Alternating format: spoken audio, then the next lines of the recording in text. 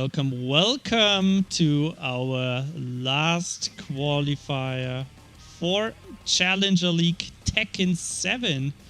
I am your host, SinJul, and with me today is the beautiful Valerie. Valerie, how's it going? Hello. We have such a huge bracket right now with a lot of new names. I guess to be expected, this is the last qualifier before we get to the to determining the 8 quote-unquote finalists. So this one's for the home run. Yeah, you're totally right. Right now we have 59 participants checked in out of 74. So we almost have that full 64 player bracket. That is pretty stacked. Also, all the big names are there. We have pretty much all the best European players there. We have Tatsu, Seppi Black, Mob, who clutched it out last week, took qualifier 3, Driton Rama, placed top 4 twice, Evil 46, HK Jr., Madara, Bode, Xion, Kira, Kaiser Kulas, Pika. Oh man, I'm just looking at all those names, and yeah, that's very stacked. If you've had like a favorite player to watch in one of these past qualifiers, chances are they're here. Chances are they're ready to kick ass. There's a couple of people we haven't seen too much of that have shown a lot of promise, but I'm sure we're gonna fix that today. This is a stacked bracket. We're gonna see so many good matches right from the get-go. So I'm super excited. Me as well.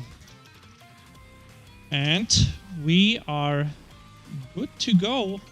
I'm closing the check-in now. So we will start the bracket. We're gonna find out who will be our first match of the day. As usual, we will do like one match for the first few rounds, and then you will see the whole top 8. You know, we need to cut down the matches. We are always working the midnight shift, so don't worry, you're going to see a lot of good Tekken today. If there's a time and a place for good Tekken, it's here.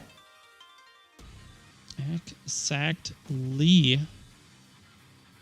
Who do we want for match number 1? I'm a big fan of Shurdle. Let's have Shurdle. And Some are even not someone who I think we've seen so far, but they're getting the time in their spotlight. Shurdle is such a strong player. Can't say I can see a better match right now. Be a very explosive start.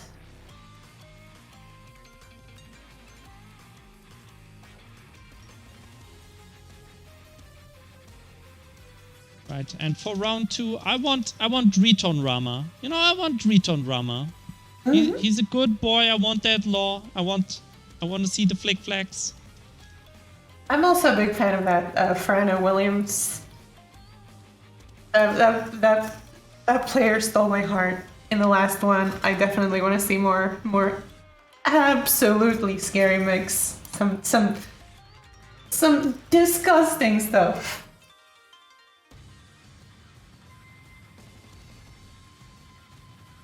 But yeah, it sounds like we have our matches planned out. How many players do we have checked in at the end again? Right now we have 59. Nice. 59, yeah. Only 4 players get a free win. No, 5. So Tetsu, Driton, Evil 46, Seppi Black, and LMG Mob. The entirety, the seeding is showing its face. You know, it's all the top seeded ones. Like, yeah, you know, set this one out, it's fine.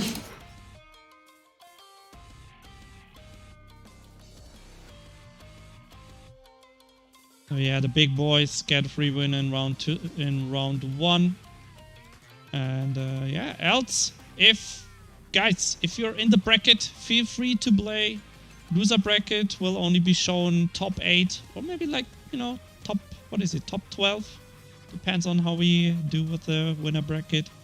And yeah, we're getting the first match ready. It's gonna be SinJul versus Sam Raven. SinJul with Alisa, right? I think so. Yeah, SinJul was Alisa. Very nice character. Mm-hmm. And I mean, if Sam Raven actually does play Raven, such an underutilized character, underrated. As a part-time Alisa player, I think this matchup is so cool. Everyone's flying around doing cool stuff. So I don't know, always hyped to see a good Raven player. I hope the name sticks out.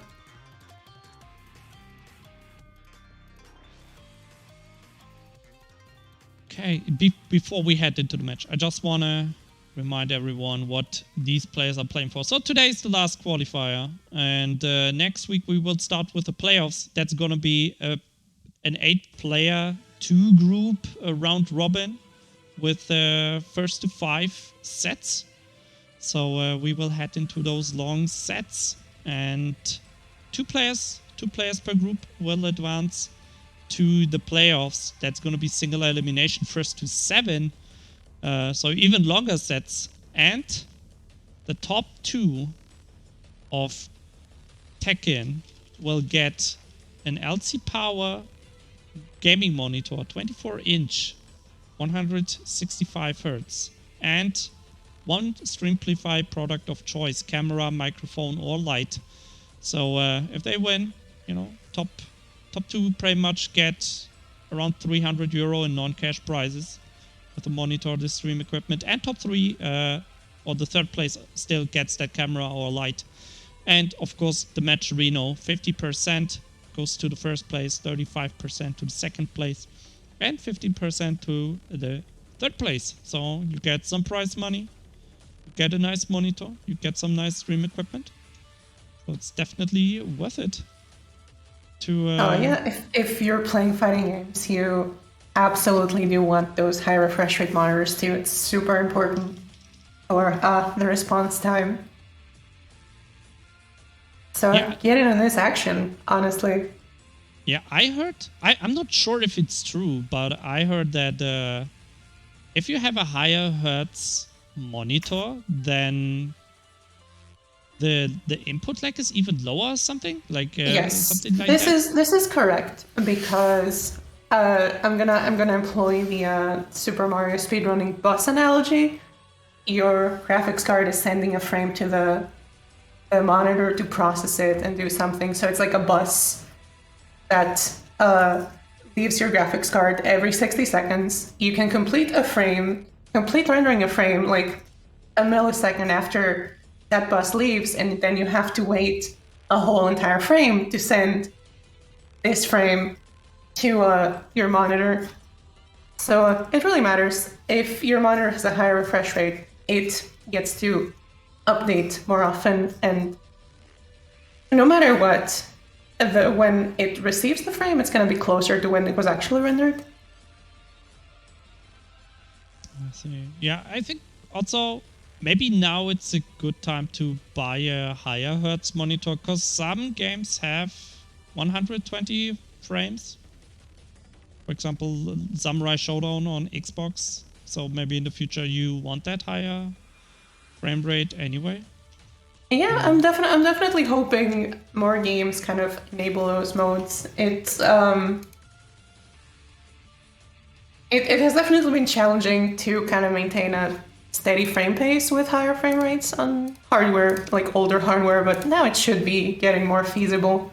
So I hope more and more games start having higher refresh rates supported. But either way, a high refresh rate monitor will definitely improve the experience. Totally agree. Maybe I need to buy a new one. I'm still using my, what is it, 12-year-old, 12-year-old full HD, what is it, even 21-inch monitor, at least here. In my other room I have 32-inch. But here, stream setup is old school. 12-year-old monitor. It still works, you know, it still works. You know what? You should enter one of these tournaments and just win, honestly.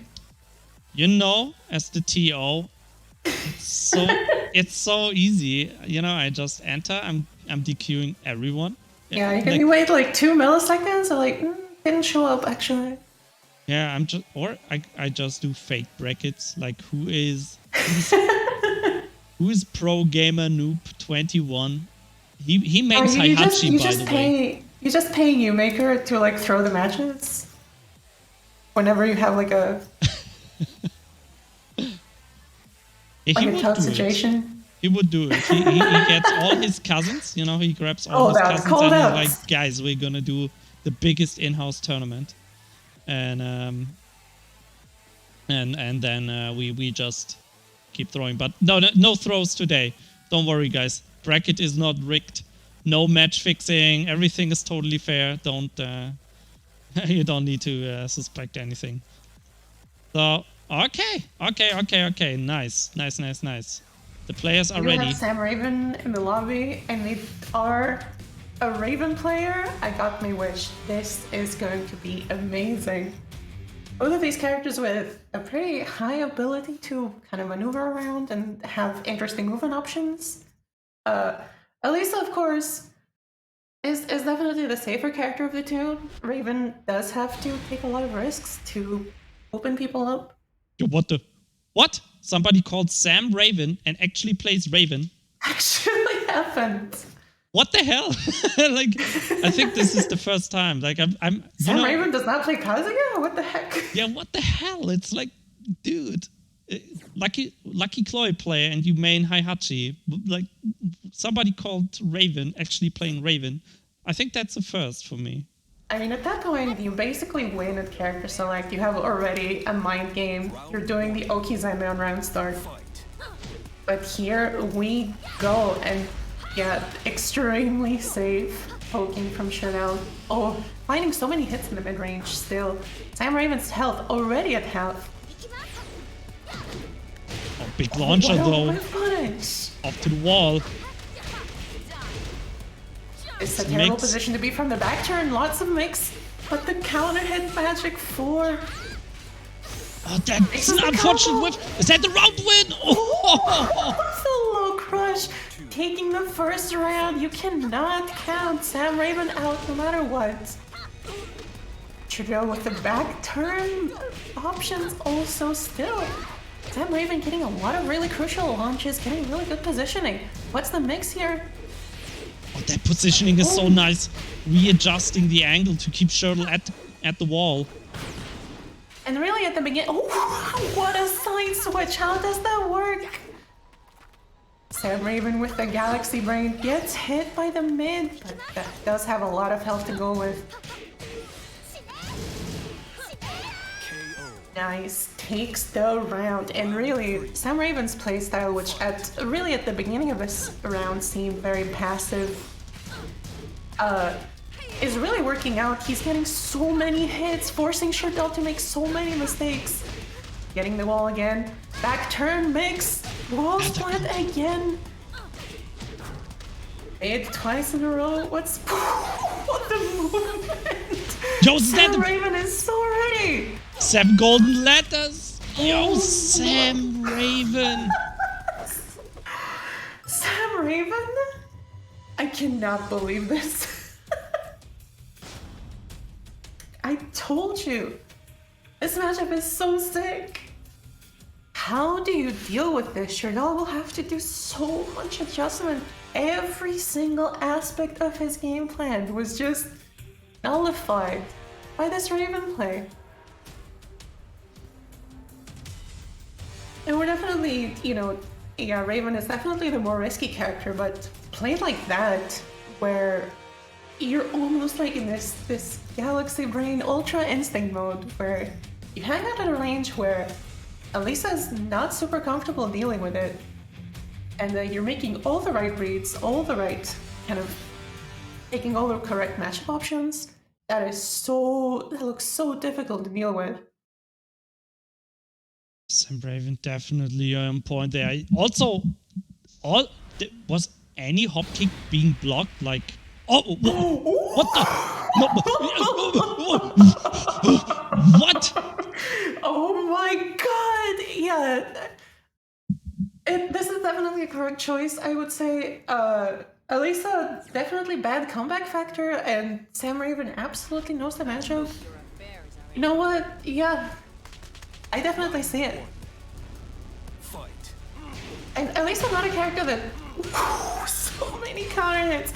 At least I'm not a character that traditionally gets a lot of launches, and Sam Raven has been getting so many of those.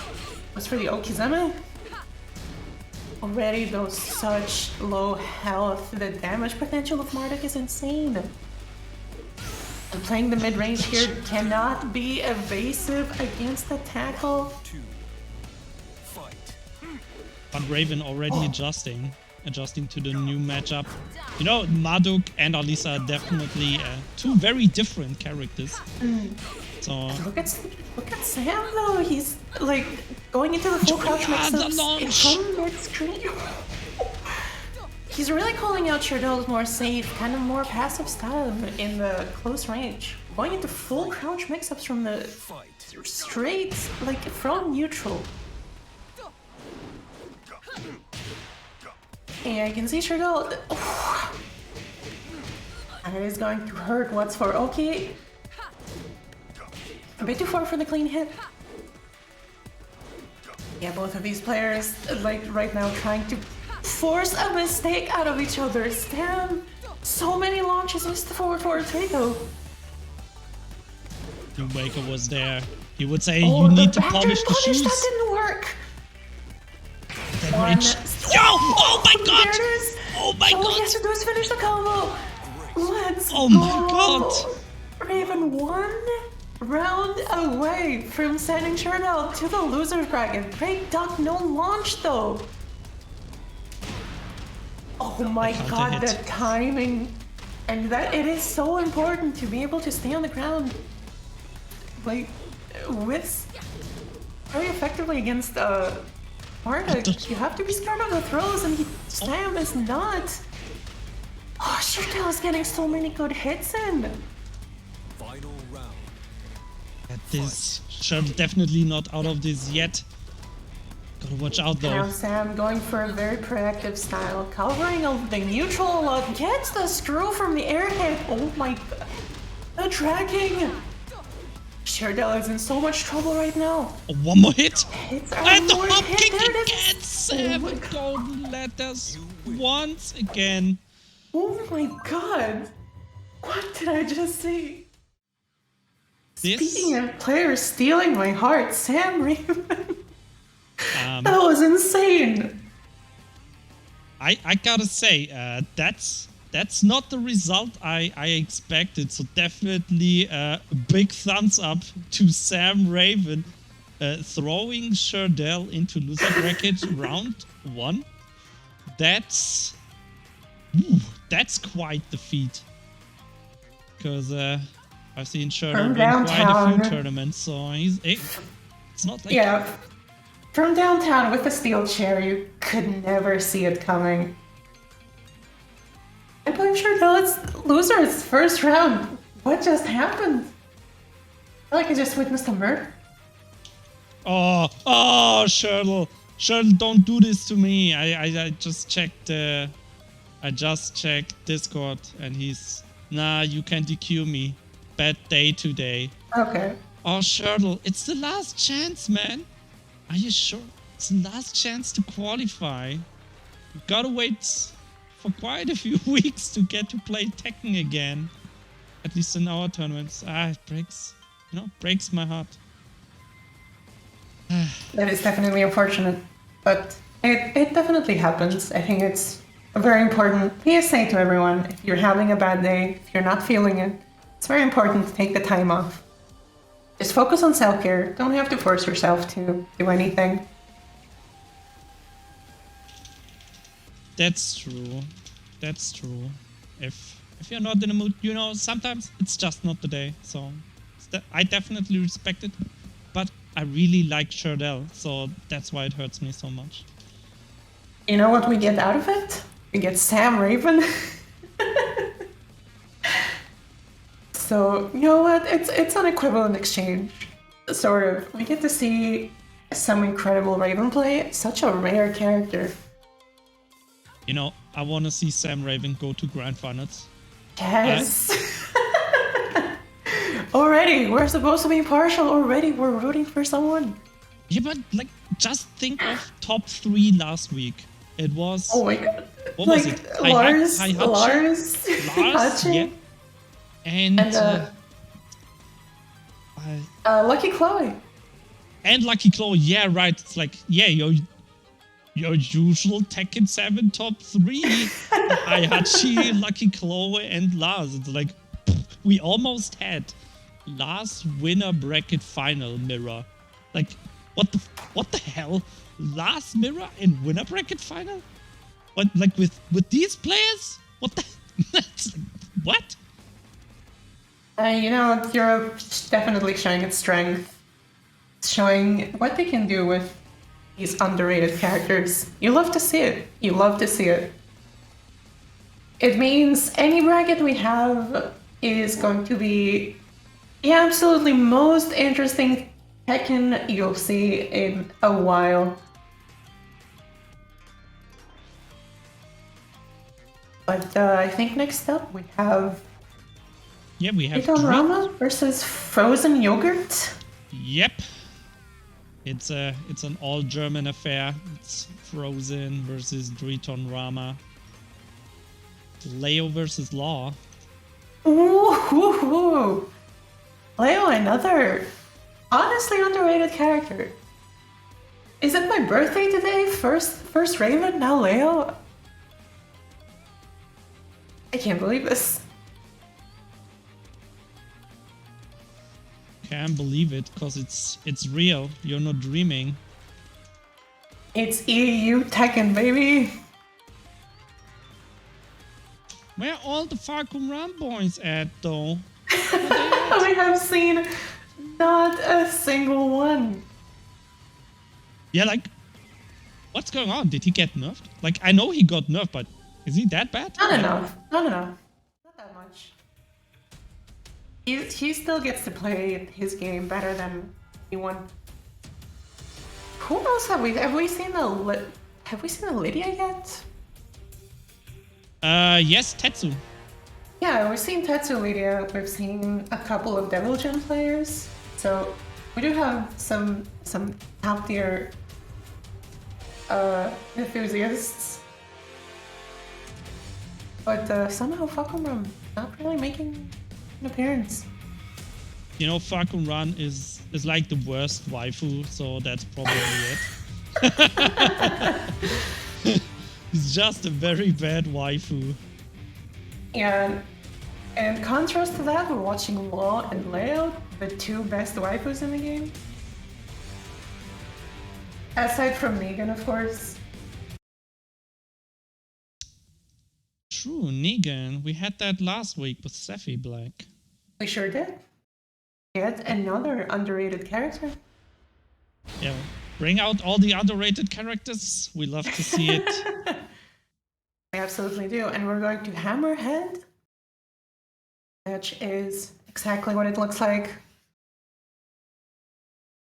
This exciting. Both of these characters have a very wide array of tools and can play very solid. Hammerhead is not a huge stage, so I feel like Leo can't kind of utilize their main strength, which is that insane corner carry.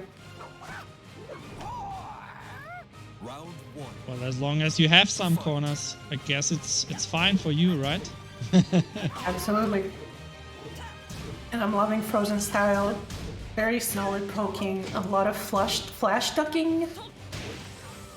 I just And thought very reactively. I just thought you would talk about the pirate costume, but yeah, you're totally right. You know what? It's important to be dressed appropriately in the middle of the desert. And the pirate costume is what I would pick. Also, counter hit. Dragon's health disappearing. Hit by hit. Fight. In a very slow paced game, but still very dominant for Frozen. Oh my god, the K&K pressure is insane. Slide. Oh, Joe Delo getting blocked as well. Oh boy, punish. I blocked again, not combo from it though. Gets a huge hit, equalizing health. Frozen is in a pretty terrible position, specifically because of the amazing slide mix-up. Oh my god. The cross-up attempt. I love what Riton is doing. He's pretty much establishing the mid gameplay now, so he enables the slide again. Because as you can see, Frozen is blocking low quite a bit. So the slides are not working, the lows are not working. So yeah, you need to establish those mids again. A huge keep out. No, it's just like the Alexis. Yeah, and you can't do it. You have to hit confirm that. That's absolutely the most launch punishable thing you can do. But it doesn't matter. Counter hit for Riton. Doesn't get the wall. Unable to finish the combo. Just run in. We've seen Drayton just do that so much. The trademark run in low high. If it works, it works. I mean, that's It why works, it's it does work. that's why it's your trademark, right? It works. And Frozen now trying to maneuver around Drayton's poking. Oh, backdash, nice! Ah, almost! That could have been such a round, but Drayton not out of it yet. The wall standing too. He's betting it all. Gets the wall damage. The health is equalized. You cannot tech this throw. It's an unblockable. And Drayton on the verge of losing the round, taking it back with such a comeback. Frozen cannot be feeling good about that. Definitely had it with that combo. That back three from Leo is like the new Fang back sway. I feel it's so underrated, and specifically now that Leo has been buffed to have a lot of their mid-range poking tools a lot more safe. That is such a deadly tool to have, and I love to see it represented. Unfortunately, it didn't quite work out in the end, but still one more game to go. Yeah, and Frozen definitely not out of this. You know, Frozen took the first round. Last round was very close as well. And now Frozen gets that stage pick. So that's a good opportunity to pick that stage that fits your gameplay the most. And yeah, and that's a comfortable stage. Got the 666 wins from Drayton. We have the curse going on. This is a very comfortable stage from just about any point. There is a good distance to the wall. And Lowe's wall carry, not quite the best, immediately starting with threatening the slide mix-up. I can't believe this. At Frozen, the flash attacks in the mid-range. Really good hits already. Taking a lot of life from Drayton, but the whiff punish. yeah, very big opening. Frozen now at the wall. Oh, yo, the counter hit! Oh! Can't believe it. The back movement made Drayton so evasive, but Frozen's hits are adding up. Oh, not like this! Magic Rage shrugs pixel! on them. Ah! And the down 4. Round 2. Yeah, Drayton edges it out. Fight.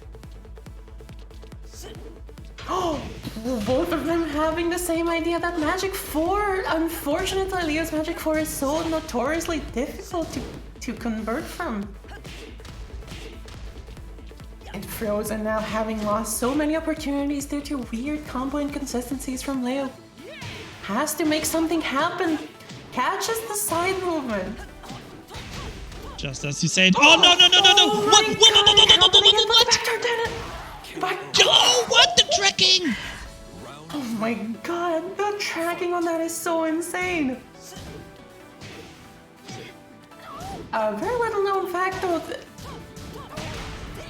Leo's down forward 2 is actually punishable despite not launching crouchers blocks. This line mix-up has been blocked so many times. Oh! Stuck there. And Frozen gets is- eaten up. Yeah, he's so brave with those ducks. Leo, Oh, did he pee your mother? Nothing. Oh, get a okay. combo while setting forward. Such a risk. And I mean, Locke does not have a huge amount of really good power mids that are very safe too. It kind of discourage that ducking, so that has really been working out for Frozen. But the damage, the damage has been adding up so much, and when Drayton gets in a roll, Oh, that's a... No! But yo, what are these two doing? What are these two doing? Drayton loves, absolutely loves Oh, no kick. Oh, that cross up. Now 4-4-2 has been made safe now. Frozen having a chance. Oh. nice blocks by Driton. Drayton not phased. He knows he has the games to spare. Frozen really pressured to do something here. Oh, the counter hit. This cannot be good. Might not get the wall. Oh, but gets the slide. Oh, and that back turn. Mash. Wake up. This counter hits. Doesn't need something Adding on big. the movement.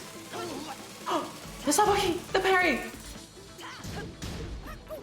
And Frozen has one more chance. He does not block the string. Last pixel. One more hit. Everything that Driton needs.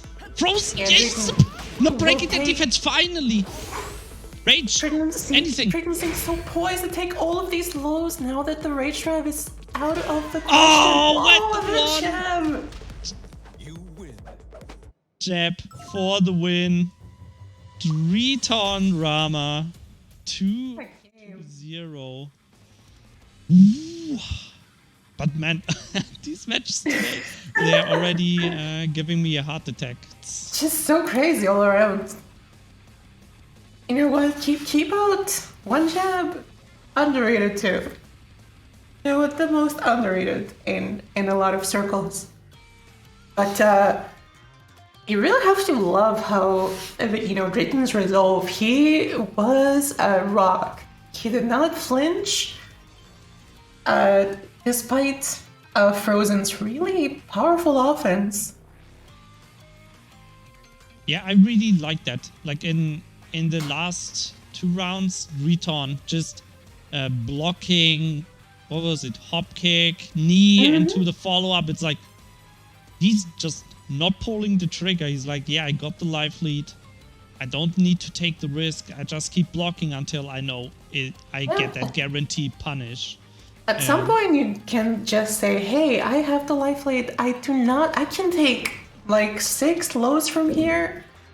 I'm Gucci. I'm nice. And the weirdest thing is Leo does have a hell sweep. Leo's pressure and Leo's mix-up up close when given space is so scary. But we have not seen a single use of Leo's hell sweep. That would have definitely made a difference, I think. And maybe Frozen just didn't want to take the risk. No, Absolutely. that hell sweep being blocked, it's Yeah, when you're down in rounds, you're down a game, and you don't have a lot to play with, that's definitely a factor. Right, so up next is gonna be winner bracket round 3. It's gonna be Tetsui against either Cloud Sylar or Lakumi. Drayton goes on to play Frana Williams. My children, why are they fighting? Oof. And Sephi Black is going to fight either Sam Raven or Dark Flash. Have some capital M match.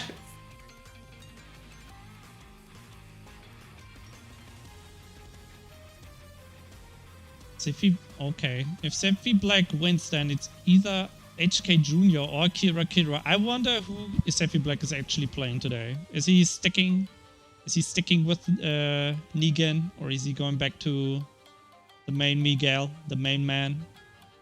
Have we even seen Miguel? Well, in the first tournament he won, yes. But I, last I week, think that, yeah, last week we did see a lot of Negan. I feel like I don't remember any of that Miguel. I remember the Negan. I think he played another character. he played Miguel in the second qualifier for sure. That's when he won against Tetsu in grand finals. Right. Coming from the loser bracket. Did the reset and won against Tetsu in the first three twice. And last week, Tetsu and Sephi Black both pretty much played sub-characters for fun, because if you win a tournament, you're qualified, and Tetsu placed second place twice, so he's gonna make it to playoffs very, very likely. So yeah, he can afford to have some fun. Other players like Xion or Bode, Triton Rama as well, need some more points. Like right now, the players qualified through points are Tetsu, Triton Rama, Xion, Bode, and Kaizo Kulas. And Kaizo Kulas is pretty much just in because of the tiebreaker rule. So definitely needs a few more points. Yeah, just to be safe, which characters do we have for sure in the yeah. Lydia Tetsu, Miguel Sephi Black, Sync. Lars. Last was Mob, LMG Mob. Sync was. Ammo King? Not 100% sure who Sync played. I thought it was Ammo King. I think so too. So yeah, it's already a pretty nice variety of characters. Yeah, characters you don't necessarily see very often. I mean, you have the one remaining Miguel player in this whole world. Here he is.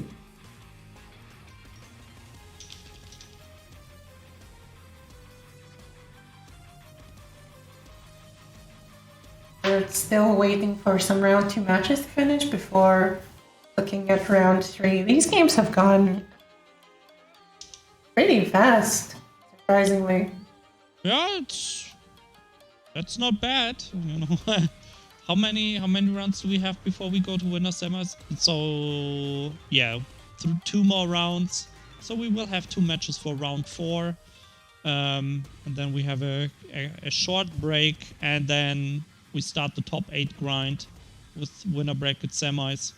So yeah, if we've been thinking that the past 3 weeks, it's like, oh my god, we finished the first, like, we entered top 8 at 8:30. Nice. We're not gonna stream until midnight. And we always streamed until midnight. Oh yeah. Oh yeah. Last time it went like what, an hour before your midnight or what? Or sorry, it was like 10 minutes after midnight for you? I don't remember. I only know like Tekken is always midnight shift. I've given up on my regular sleep schedule. That's all I know.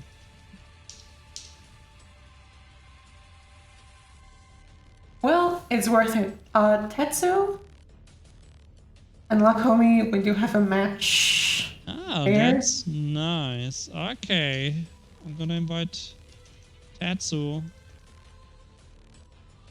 I don't think I've seen Lakomi. Yeah, Polish player. Oh, We who do they have. play? You're asking a good question. That's fine. It's the small surprises in life that matter.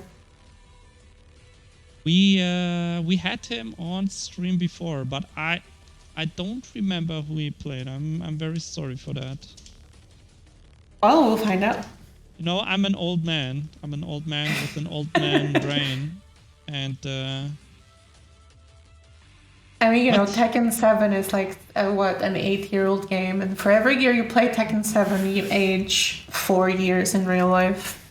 So, you know, we're pretty old at this point. Good thing I have not been playing Tekken 7 that much. I kinda stopped after Tekken 6, so... Wait, am I already dead? If I play Well, Tekken we have 6... we have to see the conversion rate. Okay. It is a Zafina. Etsu does have a lot of characters in his pocket. So let's see who he picks. Oh, you don't believe in the profile pic?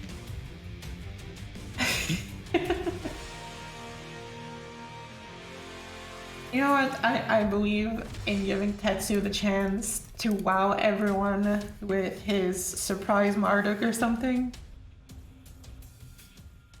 I can dream sometimes. Tetsu has a lot of sub-characters, so maybe it's the Lydia, maybe it's Claudio.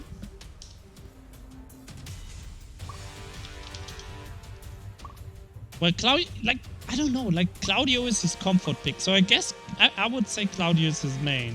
Lydia is kind of the sub that he's grinding. Who did we also see from him? Oh, we had that weird pick last week. What was it? What's it? Fang! Fang! He played Yes! Fang! Oh my god, that... I forgot about that match. It just rewired my brain and erased itself from existence. It was so good though. Do you remember the Tetsu Fang versus Sephi Blake Negan match? If I think if you would ask somebody that, they would be like, "What the hell are you Is this an talking alternate about? universe? They're not playing those characters." Oh, Julia. Okay. Yeah, Julia makes sense.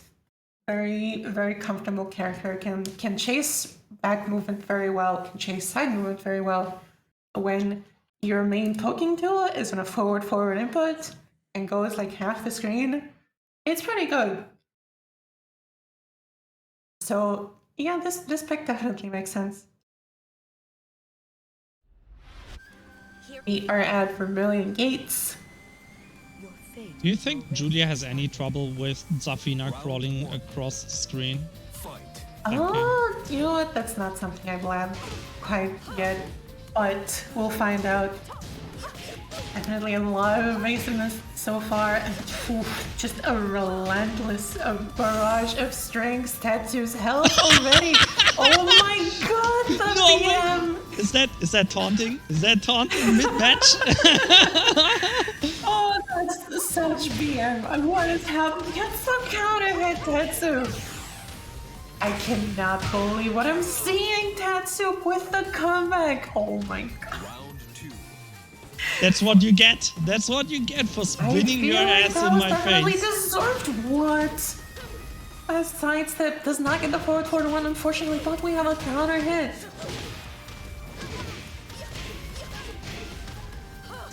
Does not opt for the last hit to go for damage, or opts for the Okizama. That second hit, oh no! Tetsu, a few combo drops here and there. Oh, it's Tetsu's health. Oh my god, so many of these counter hits have been finding their mark. Akumi definitely a scary player to approach, it seems. No. Oh my god, the counter hit yet again. Just like Akumi finding all the perfect timings. No throw break. Nice creep block. That is going to give Tetsu some full breathing room, but does not get the backturn punish. He already inputted. Didn't work out. No combo finisher here. Oh. This is the combo. Tetsu. The 4-4-1 plus 2. The... Oh my god. This could go either way. No. Oh my god. I cannot believe what I'm seeing.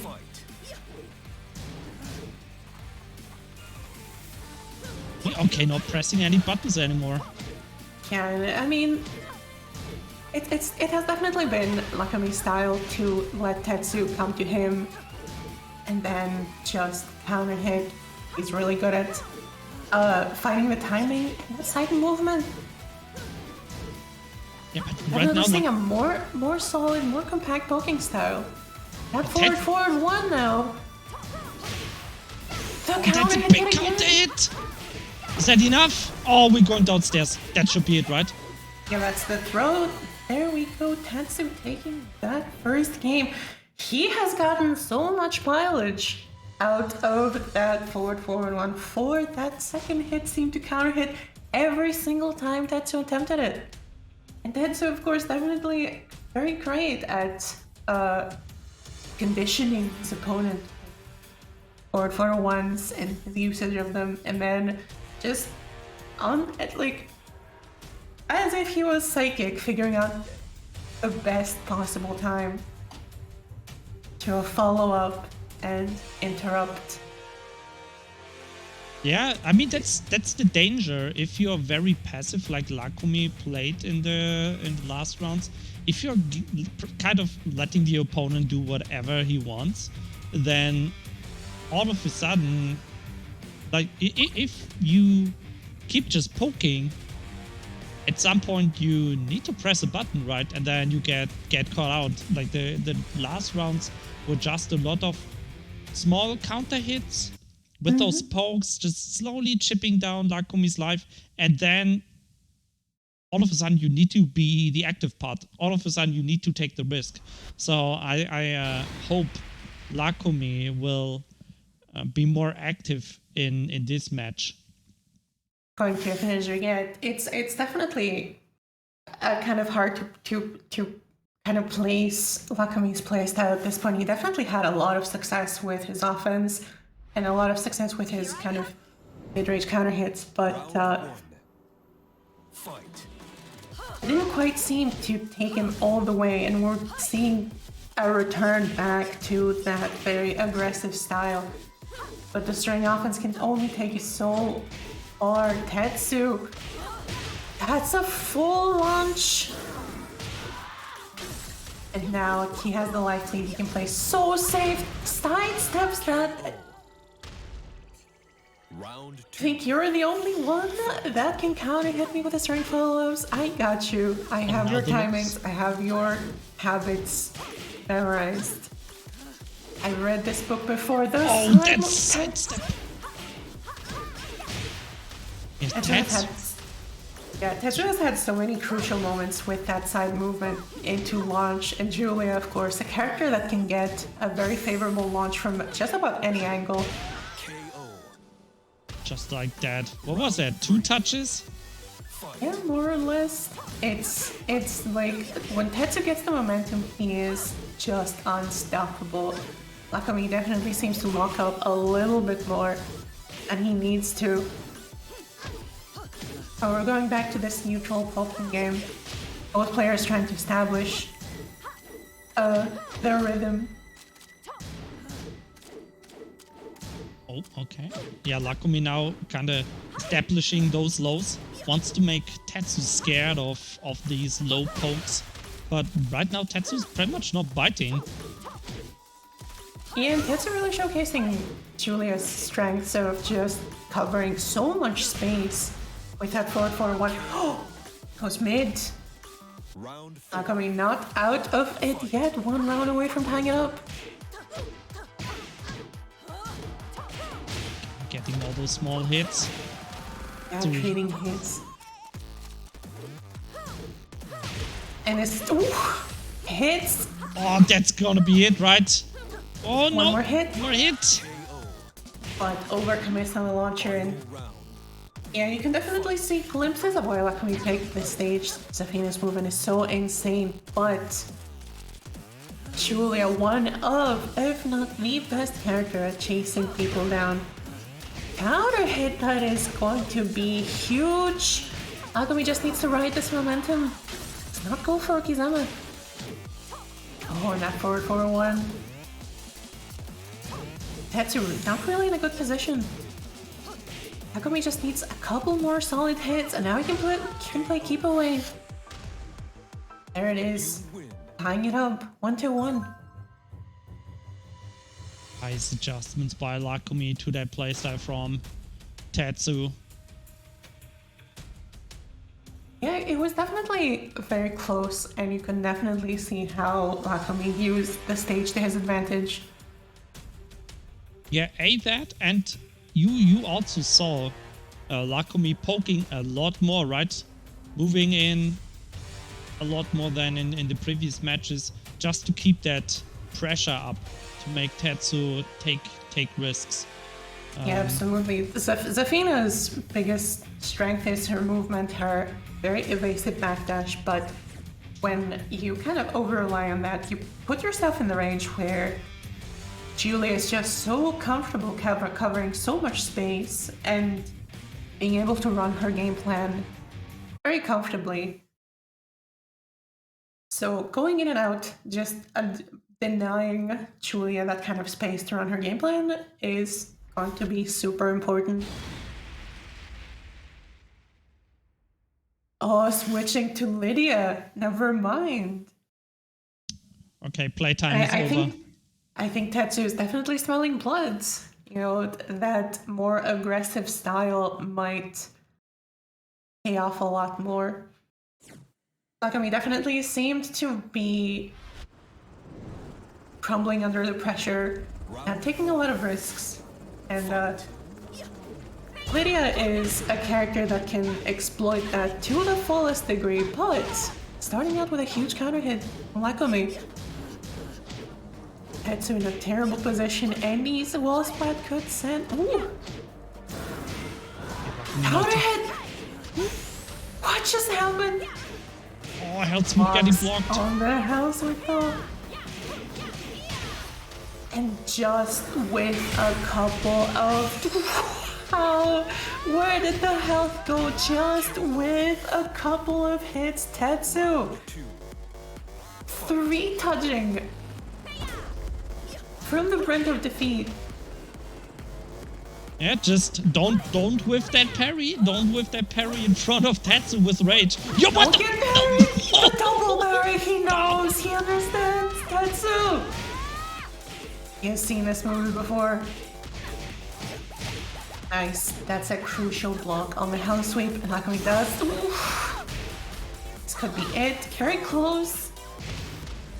But Tetsu taking the second round very convincingly. Such a dominant performance. Nakami needs a miracle right now. He needs the adaptation. The way Tetsu covers space is just so oppressive. It's so difficult to find the footing. We're seeing more of that forward 3. That's a pretty decent button for Zafina to challenge what Tetsu is doing. It's definitely working. That is going to be a float punish. No, the combo. Oh, understand the punish.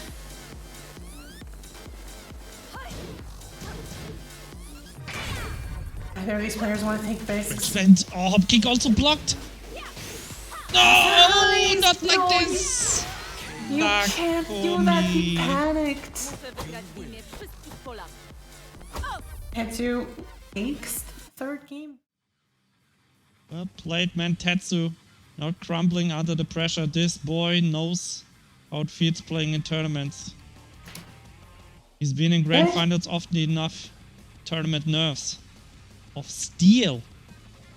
That's why he's called Tetsu, right? It's steel in Japanese, so definitely. There it is, and just such dominant mid-range game that has to be so scary. And Tetsu absolutely knowing how to exploit your every weakness. Okay, Valerie, you have one wish open. Do you want to? I want to see Fran or Williams against Evil 46 or Pika. You can choose from the other side. Do you want to see Strock versus Mop or the BM? Or do you want to see Kira versus Sam Raven or Sephi Black? I'm here for Fran or Williams. But that's my pick already. Yeah. We've seen Sam Raven, a very promising player, and I'm already just super interested in the match that we didn't get to see, Savvy Black versus Sam Raven. You know, the outcome of that is somehow not as interesting. It's going to be super, super interesting to see who gets sent to the loser bracket. I can absolutely imagine Sam Raven just tearing the whole loser bracket apart. But we have not seen Fana Williams in a while. Yeah. We're here for Fana Williams. Okay, then I'm just gonna pick. I wanna, you know, Kira versus Safi Black or Sam Raven might be a nice matchup. But, Yep. you know, it's... But I wanna see... Wait. The BM Bad Mob. Okay, we're gonna see the BM versus Strock in the other match. Oh, okay. Fana Williams, you have to wait.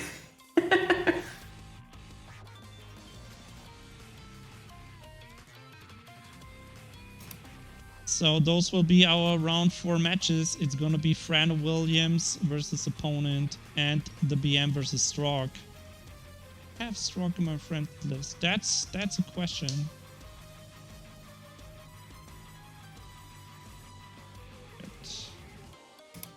Yeah, the BM did just beat LMG Bob, the winner of the last tournament. Strong, I'm not sure I remember.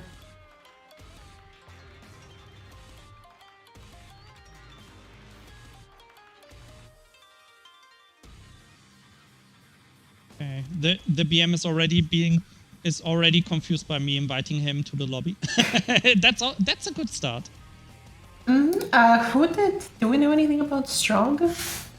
I feel like I should know something. About Strog, you know, for me it just rings the bell of Quake. and he's from Russia, so like, you know, Russians are pretty good at playing Quake. You know what? If some people could play Tekken 7 with 110 FOV, they would. That would be if Tekken were an FPS. You know, the Tekken cast would very much fit into Quake. Like you could just put all the characters in there and it would be fine. You know, I mean, with especially with Quake's movement, you get Kazuya's trench coat just flapping in the wind, and you have the best game ever.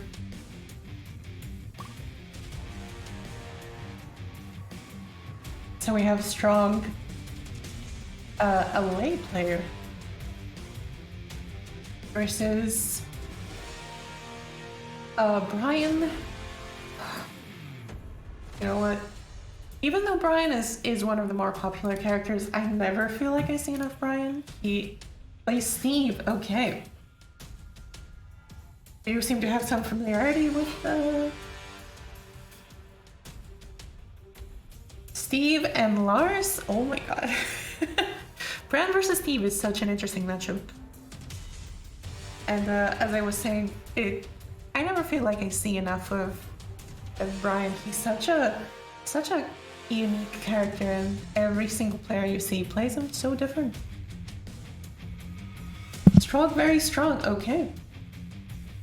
Strong, very strong? Maybe he should rename himself. Maybe he should kind of adopt the extra N. Strong definitely having a fan presence in the chat quite a bit. Probably the whole Russian FGC. The whole Russian Tekken squad in the chat. You know, you love to see it. You love to see the support from your friends, from your countrymen. Absolutely do. No, all of you love Strog. Okay. Let's go. Strog player Strong moving already. Versus the BM96. The BM, I would say he's the upset player in all those brackets, beating all those legends.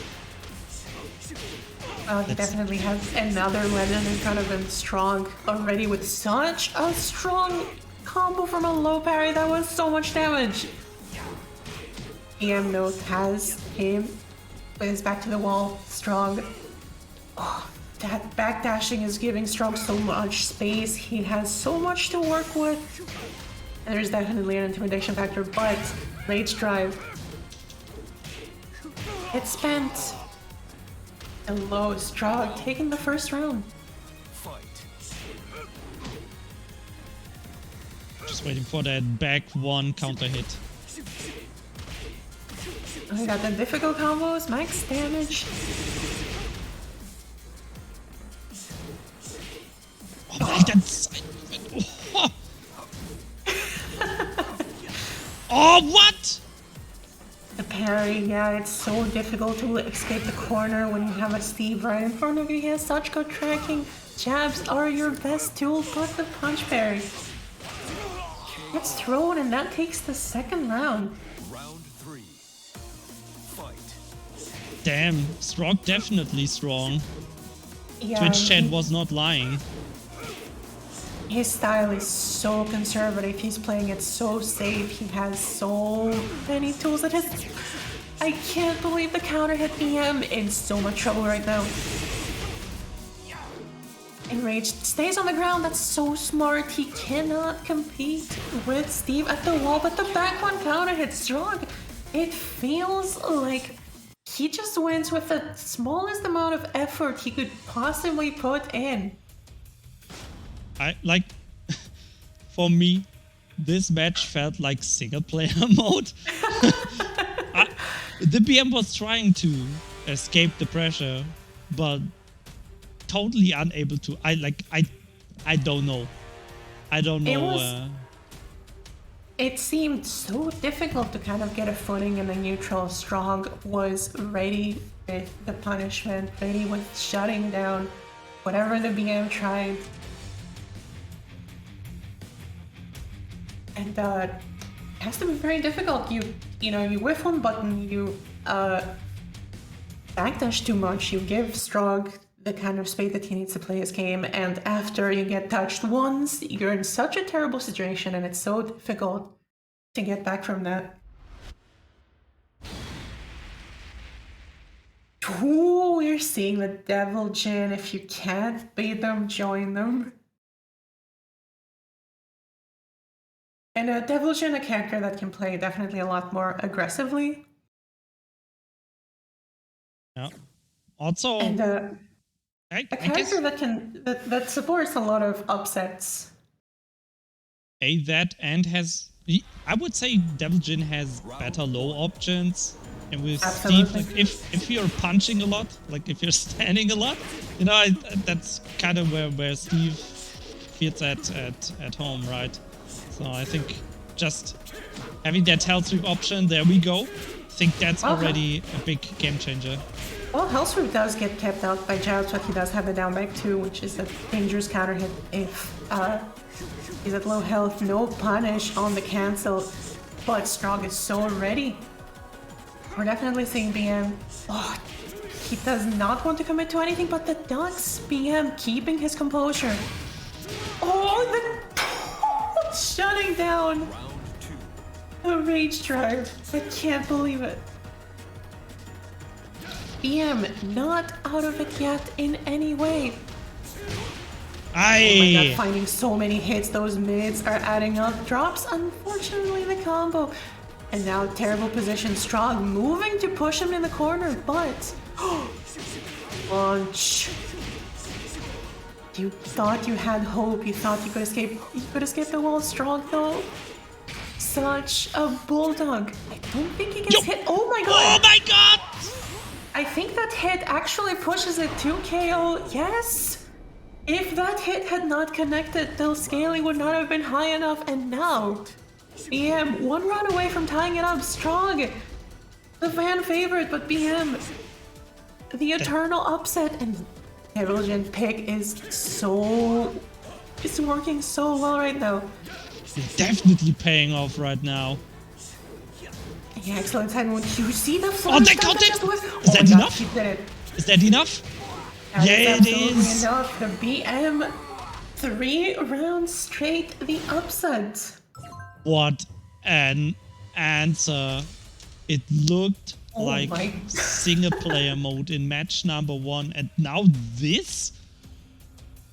And I mean, Strong definitely had some really strong moments, but BM, it feels like the tools afforded to him by a character like Devilgen allowed him to keep his composure so much more.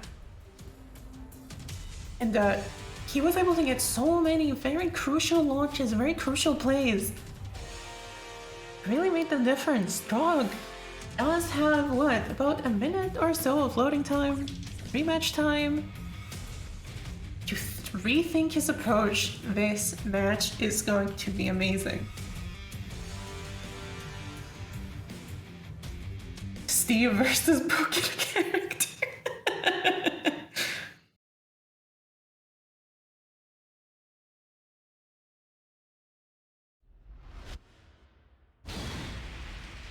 Inventor Azure. And that absolutely makes sense. The walls are what gives Devilgen such insane damage off of even small launches like his Hell Sweep. His Hell Sweep is so much less scary with no walls. Round 1. And that being able to run away, being able to play keep away, is definitely important. We're seeing it almost instantly. The whiff punish! Punishing the champ strength strong. And not on the back foot. Neither player wants to commit to anything. Forward. Big He launcher. still gets. Strong is so scared of that hell sweep. You can see it. It's the back four.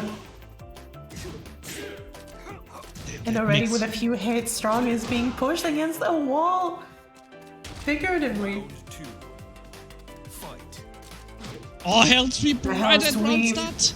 Couldn't close the gap though. Who cares? Electric Wind got his to the face. And right now is making all the correct choices. Small punisher for Strong. But look at how BM resets the space and is able to just reset the momentum. And those electrics are going to be. Oof!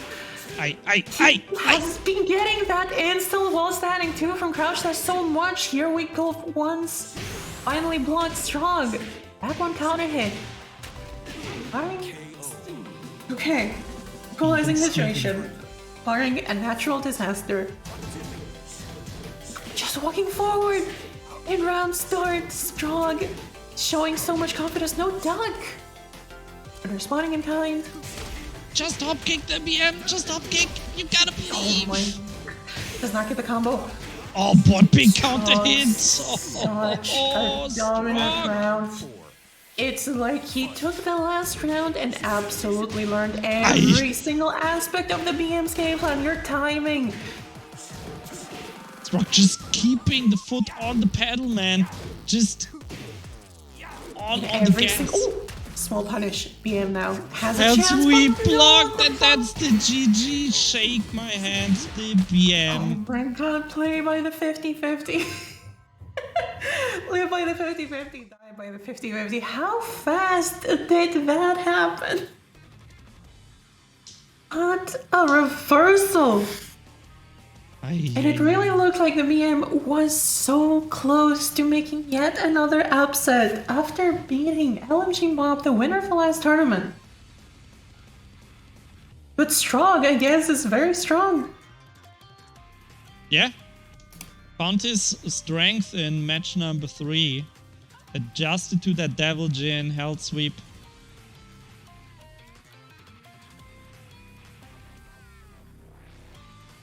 That Devilgen Hell Sweep, that instant while standing to all of those options, it really worked for a little bit. But Strong's game plan ended up being proven the more stable one at the end. But it is insane how quickly the reversal happened. You know, Strong losing 2 rounds in a row and then just a single player game mode all over again. Yep. Well, I mean, the BM had some nice hits. but dropped. Like, for example, that one health sweep at the round start. You know, it happens. The BM writing in chat, he tried. He definitely more than tried. Gotta say, that was a good performance. Don't... if anyone says, like, yeah, he tried, man, I'm... what's better than... But what's more than trying, then? Like, you were so close to winning. The BM is definitely not out of this yet. We're in losers. The loser bracket is filled with killers, and the BM proving to be one of them right now.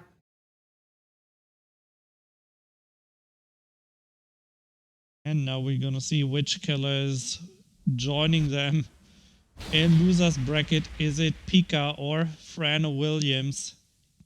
Is the goose loose? Pika can definitely need the points. Still has a chance to qualify. Right now at 6 points. Needs some more to slide his way to top 8. This might be amusing. Round 1.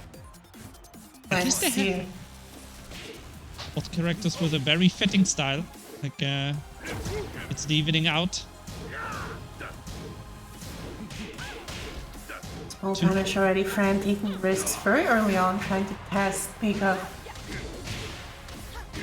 The launch here, that's not gonna quite be the wall. Oh no! A bit too late to get the last hit. Those launches, Fran, how are you so able to just get those wall standing twos? Not getting a very shallow wall spot though. Pika with a single sidestep reversing the situation. Fran is in a lot of trouble. Yo, is that it? Ah! That is it. Nice. Round 2. Fight. Taking the first round, no ducks here again from Fran. Yeah, of course no ducks. It's goose, man. It's goose, yeah. It's only geese here, no ducks.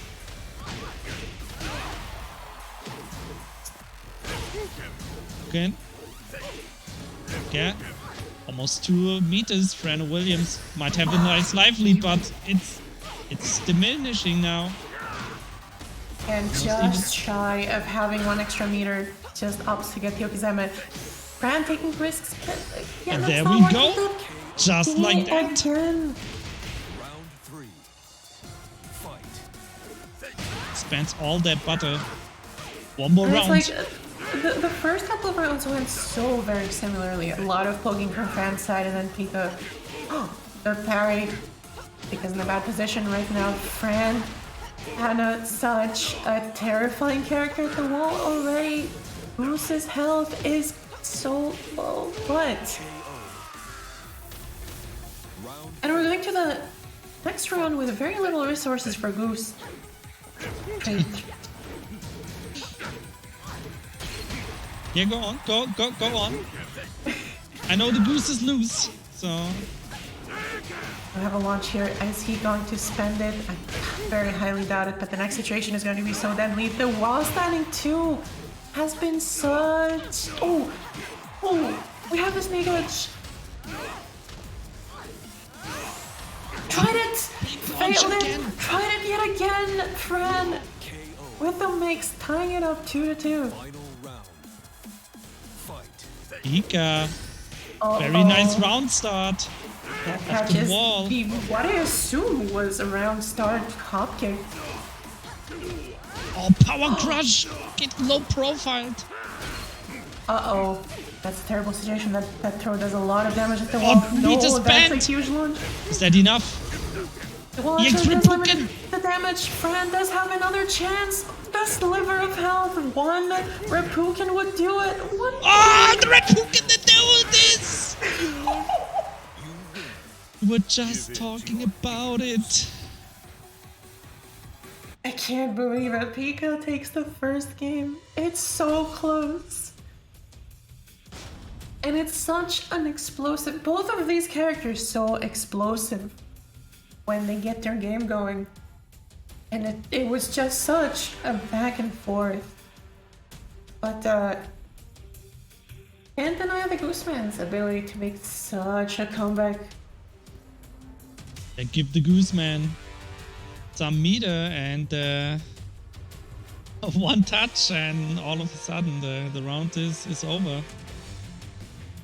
But we believe in Fran Williams. Yeah, the Anna army. I believe. The Anna army is cheering him on. In chat, I saw that. I am absolutely not part of the Anna gang. I'm still cheering him on. Is it gonna be Anna? Yeah. Oh, even goes with random stage. Same? Oh my god. This is fate. See me in the ring, Brandon Williams says. Come on. This might be amusing. Round 1. Fight. Match I number mean, 2. it could definitely be worse. It could definitely be... I cannot believe how many of these Fran Williams has gotten. We're at the wall already, so much damage. Blocks the mix.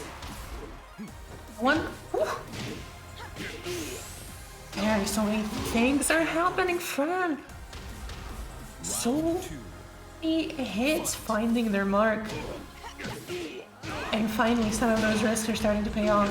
The hop kick, a lot of the mix-up next to the wall, and he's definitely a character whose damage is very limited next to the wall. If he doesn't confirm it to like a wall bounce. Round 3. But Fran making short work of Pika right now. The high crush, the down 4 though. We're at the wall, Pika. I'm starting to meter. Surprisingly. Yeah, finally Pika getting into the match, finding his own pace. Don't launch punishing, but just do your own.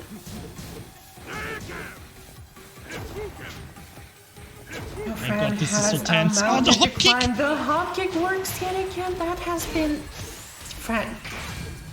He's been trying it the whole time. Low. It's finally starting to work. Double Repuka blocked! Just slightly out of range.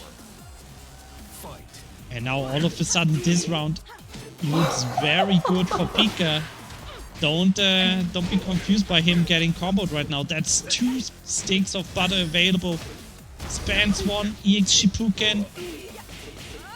And he has a lot of resources, but Fran is showing so many different options right now. Has established a game with those hop kicks and the full crouch mix-up, but showing so many different options right now. Ooh. Raging stop. Oh no, it's Deadly Rave. It's the Deadly Rave. Final round. Geese invites you to a dance. 2-2 Pika bringing it back, 1 round away from ending this set. Finally, the wall spinning 2 does not work. The block though, that's such a huge punish. When you take Pika to the wall. Fails to get good conversion of the wall spot though. Uh-oh. Shipuka and that angle adjustment as well. Off to the next corner. Oh my god, oh, another one! We have gone through 3 separate walls at this stage. Fran is in so much trouble. And oh, the high. And now Pika had absolutely the low blocks! Yo, the taunt! Pika! The taunt! He thought that would do it. He Oh, thought with the chip! No way. He thought that would kill. I can't. My god! That's such a heartbreaker. Fran had a second chance. It was so close to tying it up. Pika! Unfortunately, the Goose Man is too strong. Yeah, the Goose Man. What play by Pika is that last round must be like mentally crushing. You know, 3 walls, then the post combo taunt, and then getting chipped out by the air Shipuken was like. And I mean, at the beginning, it looked like Pika was not super well aware of kind of the wall situation, the wall spacing. A few of his first combos just didn't quite work out, and then right at the end, At the worst possible moment for your mind to be blown, you see wall to wall to wall, and your hopes are absolutely shattered. Your health is gone. Yeah. Like, after the first 2 rounds in that second match, I was like, yeah, okay, this is looking terrible for Pika. Because if you lose rounds very one-sided as geese, you don't get any meter. So, like, the next round, you're kind of in a bad situation Yeah, again. he was coming at the last round With with than 2 1 losses meter. with like barely above like 1 bar, and that looked dire, but able to come back from it. Yeah, Pika clutching it out. And now we have our winner bracket semifinal. It's set. It's going to be Tetsu versus Pika and Safi Black versus Strong. But before we are going to head into those matches... So, by the way, next up is going to be Safi Black versus Strong. That's going to be our next match. Pika... I think Pika needs a bit of a break. Oh, bit of a break, We will also take a short ad break. We will be back in around 6 minutes, and yeah.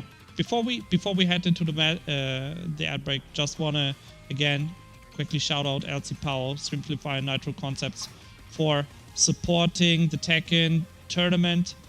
As I mentioned earlier, the top 2 get a 24-inch 165 Hz monitor by LC Power. They also produce several computer components like cases, power supply units, etc. So if you're looking for anything related to computers, give LC Power a look.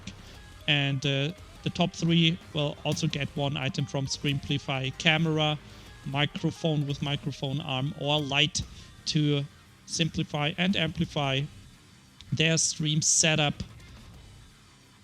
So yeah, thank you so much for that support to our sponsors, and we will now head into the ad break, and then we'll be back with Safi Black versus Strock. So don't go anywhere.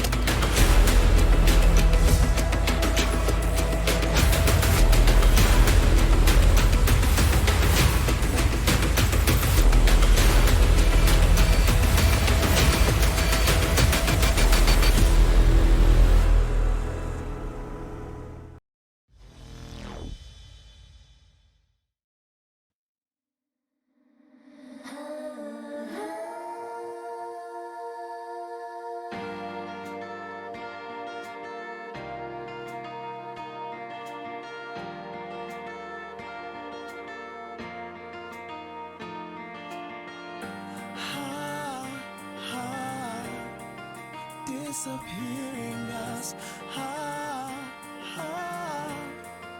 inviolable love, the sky is almost red, spread out.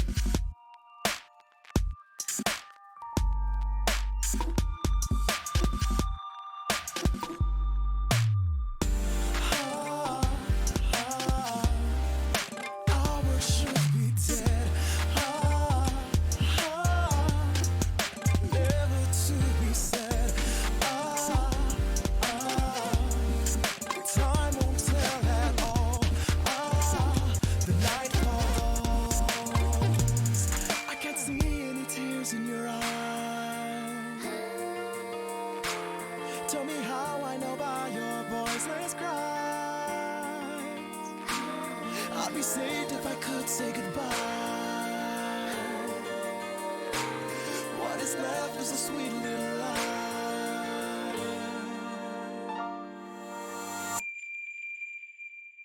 Why do I feel an endless song? In a light like a smile with a farewell warmth inside. Light of darkness, a starlight you cry for. Now I know that we'll close your door for good. For good, for good, for good.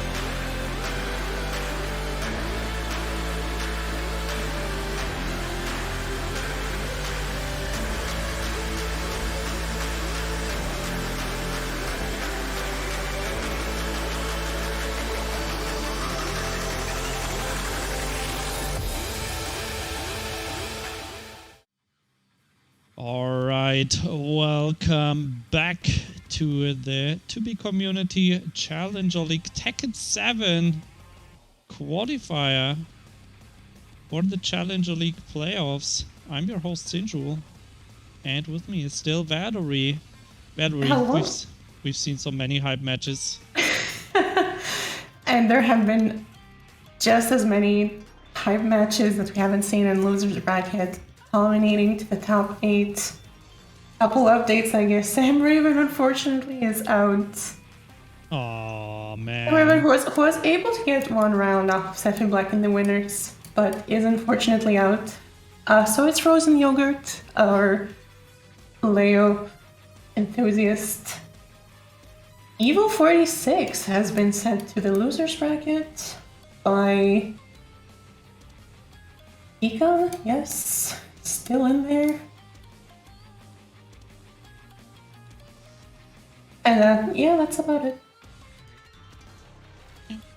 So let's just have a quick look at who's top 8. So right now loser bracket, Still has not reached that top 8 territory just yet. But yeah, we will start with the winner bracket. Tatsu versus Pika and Sephi Black versus Stroke. We're currently waiting. Ah, Sephi Black and Stroke are there. Okay. Perfect. Then that's gonna be our first match. We're gonna start off with Sephi Black versus Stroke. It's gonna be, well, potentially Miguel versus Steve. We'll see. Strong, one of the stronger players that we've seen in the tournament. Not sure if him and Sephi Black have played a lot, but this is definitely a match where Sephi Black might want to pull out the big guns. You know what? Even if Negan happens, that Negan was so good. Whatever Sephi Black chooses, it's going to be hype. I totally agree. Like, Negan took him to top 4 last week as well. I mean, Sephi Black is just a very, very strong player, no matter which character you pick.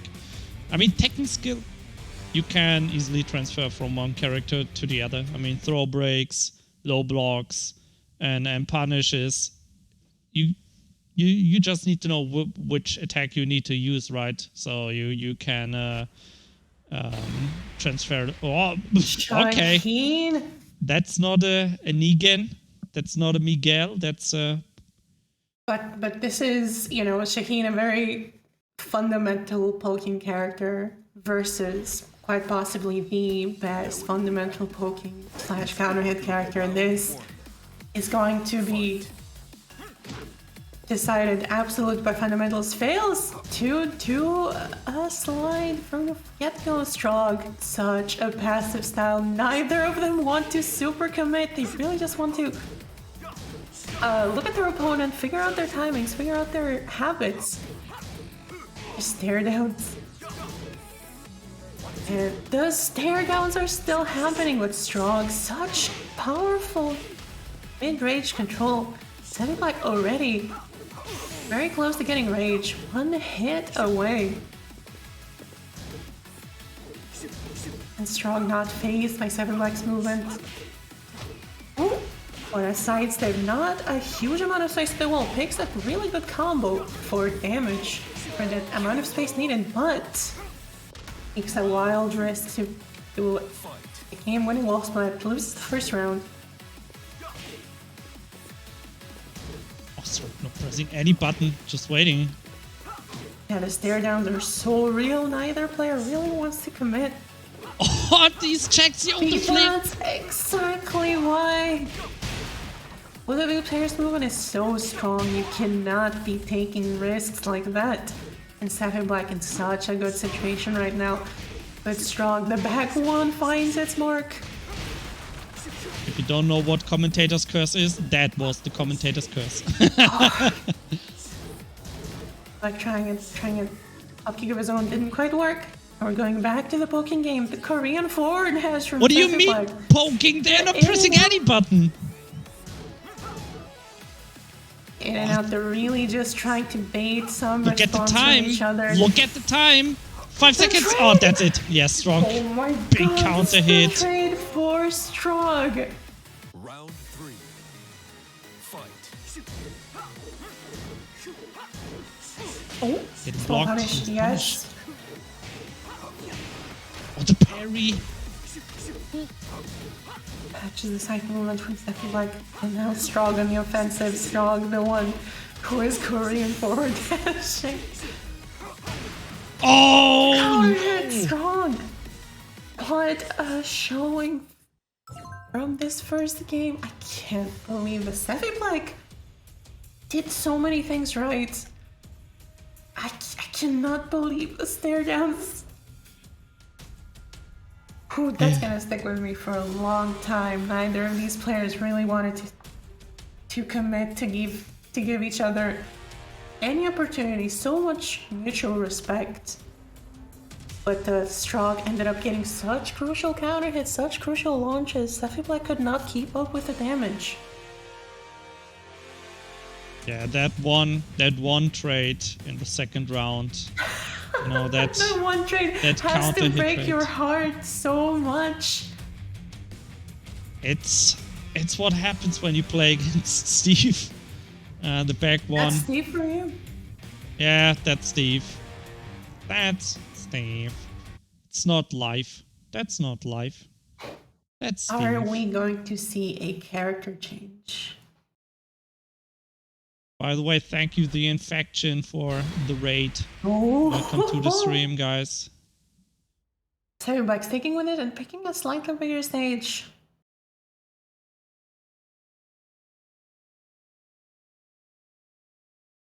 SavvyBlack, someone who he has already qualified. He's definitely willing to challenge himself.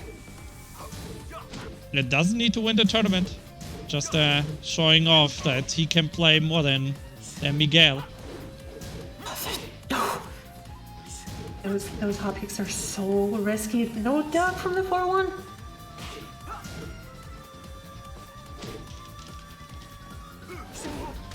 Oh, the reactions. SavvyBlack a little bit outside of the optimal range for the slide mix-up, but with punishes, realize, unfortunately, the wall standing did not work. But the duck.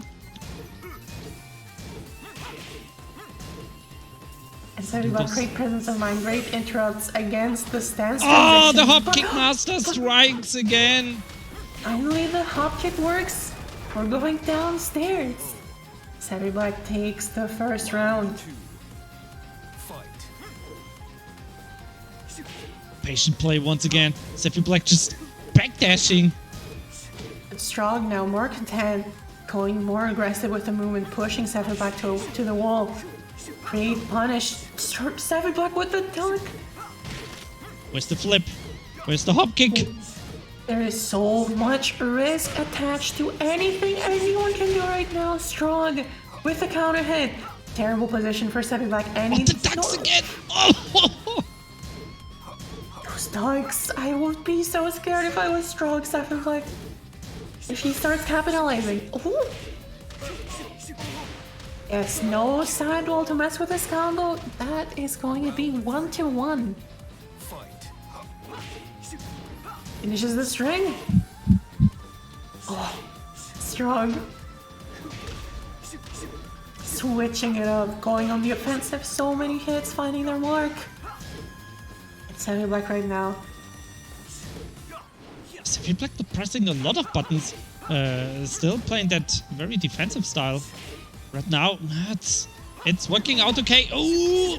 Oh, he saw something. It didn't quite work. These Oh, hot kicks the are dude! again.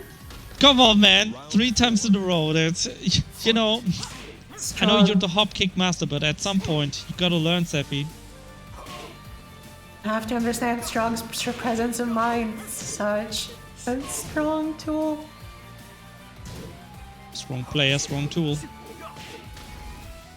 Strong just does not lose his composure at all. He has been playing this game to the fullest capacity. Great sidestep! SavvyBlack has an opportunity right now and pushes Strong pretty close to a corner situation. Oh, slide number 1. Almost dead. This is a terrible position for SavvyBlack. Strong. Oh my god, one Yo, is more this the touch comeback? might do it. Is He's this on the ground. comeback? Oh my god! One more hit. Oh! Oh my god. Oh! Staying on the ground. Staying alive, SavvyBlack. Finish on the whiffed hop kick while standing too. SavvyBlack pulling the trigger, finding its mark. And now Strong push to the wall. SavvyBlack has a really good chance of bringing it back, tying it up 1-1. Threatening those slides. Lows are getting threatened by Savvy. Okay, where's the hop kick? I know he's just in and out conditioning style. him for the lows. Both Strong and SavvyBlack don't want to commit. Both of them have attached so much risk to each other's options. The down back 2, one Oh, more what hit will do hit! it. I cannot believe what a reversal just happened. SavvyBlack seemingly on the back foot in every single match, but finding such crucial hits. Tying it up 1-1. This next game will decide which one of these two is going to the loser's bracket. Strong. I can't think of anything either of them did wrong. Except the hopcakes.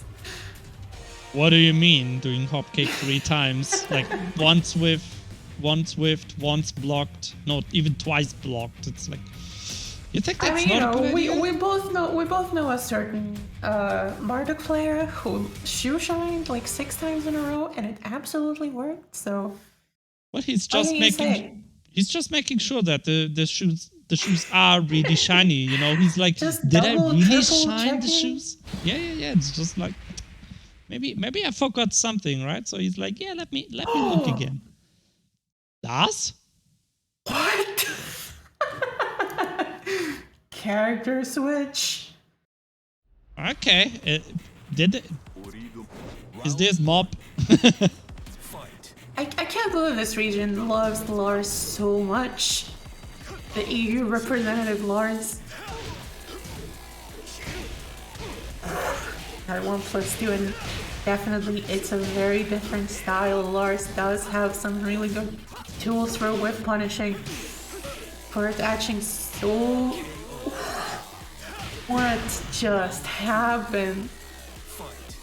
And Seffi Black absolutely does not look ready for this, but just for a moment holding his movement, luring Strong to whiff a huge button, getting a launch. Seffi Black having Strong in a pretty bad situation position-wise, trading blows, trying to establish the offensive.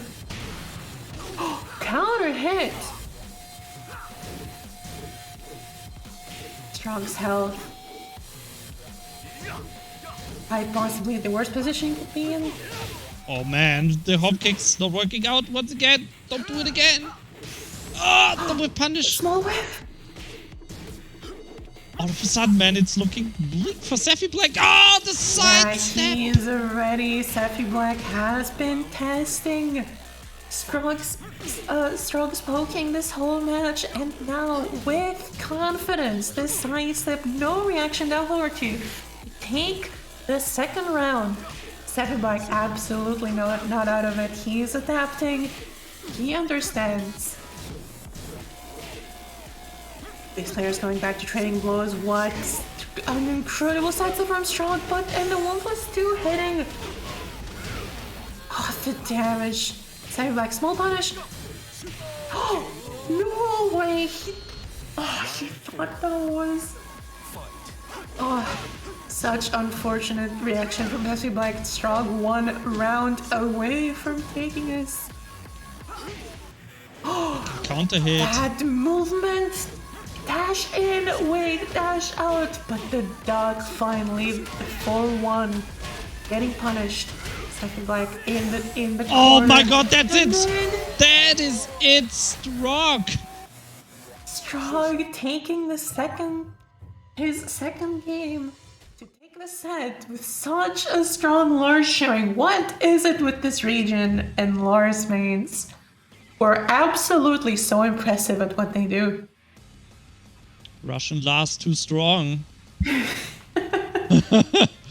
How many Lars players are we going to have in the top 8? How many Lars? Not in this top 8, but like qualified, you know, for the next one. It's Let's see if Kaiser Kulas qualifies, then we have Mob, then we have Lars. Wait, is Kaiser Kulas out? Oh yeah, he's out. Ooh, then it's not looking good for Kaiser Kulas. But yeah, let's see. Maybe Strong is gonna sub that boy. But else, yeah, guess it's gonna be one Lars only. Only Lars. Only one. Which is insane. It feels like he's been the most represented character in this so far. Guess that's just the impression that Bob left on you last week. So next up we have our second winner semifinals. It's gonna be Tatsu versus Pika.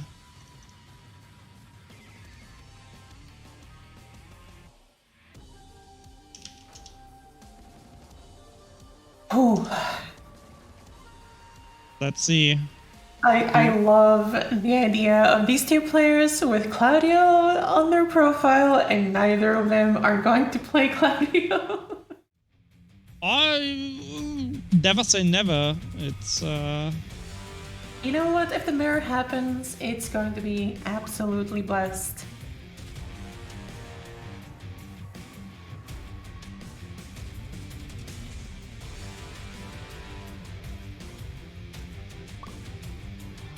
They're asking if they can start.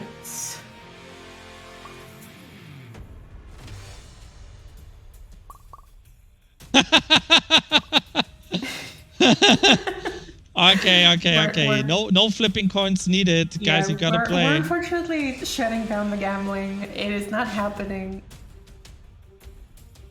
Side bets after the match. I mean, you can bet in chat right now. You can definitely bet, but you know, we have to have a set. We can't turn this into Kaiji. You have to play E-card to see who wins the set.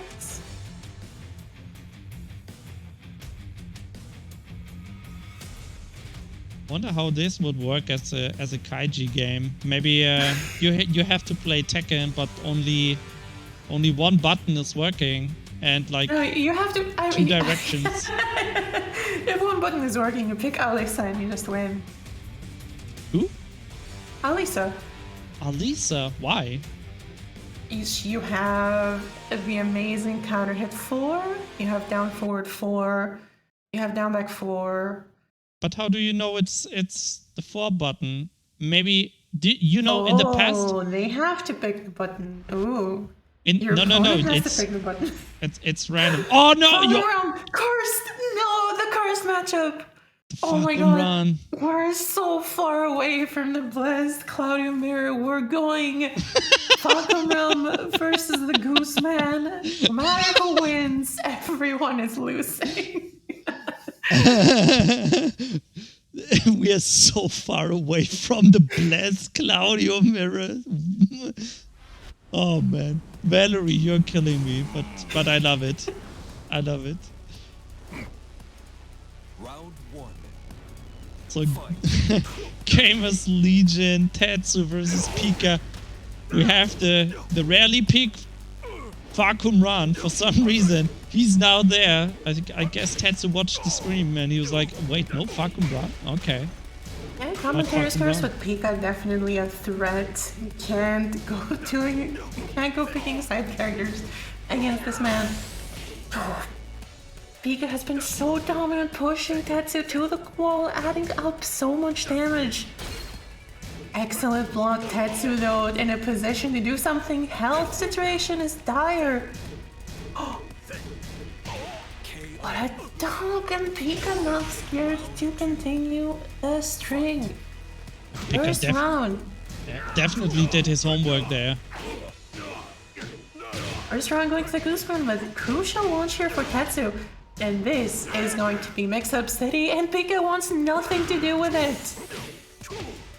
Oh, the counter hits though. That damage. Was that like a 2-touch? Yeah, that was like 2 launches and game over, man. Tetsu definitely showing that he knows what he's doing with his character. So many dogs from Pika, no punishes though. There we go. The sidestep cancel into the chat punish, but the counter hit from Tetsu.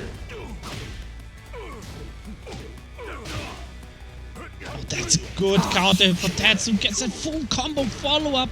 Oh my god, yeah, this side will definitely mess up his ulti. Now Pika has such a chance. Going straight into Deadly Rave. Deadly Rave. Round 4. So 2.5 stocks. And it's only one more round for Pika. The meter situation is terrifying. Any one touch could send Tetsu one game down. But Tetsu cannot be counted out. The damage has been adding so much. And this is actually not a activation. Pika cannot fully use his meter. So the combo is Raging Storm! What's the damage, man? Okay, there's the Yeah, damage. he was too close to the wall, but Pika edges it out with the low. That sidestep 3.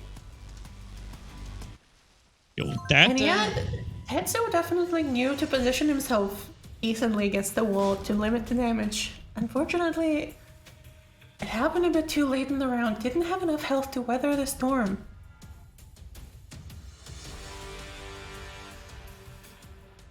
Are we going to see a character switch from Tetsu? Is that the question? Do you want me to answer it? I bet not. But, Okay, I think it's a character switch. I think he's gonna go for Lydia again. Okay. Let's see who's right. Who's right and who's left. Maybe I'm influenced a bit too much by Sephi Black, who, you know, maybe I'm combining the two in my head, and I'm like, maybe Tetsu kinda wants to show off. He can. He has enough points. Like, he can play sub characters. Lydia? Lydia Bam! is... We're not seeing the Cloudy Mirror, but we're going to his house, Duomo di Sirio. He's here in spirit.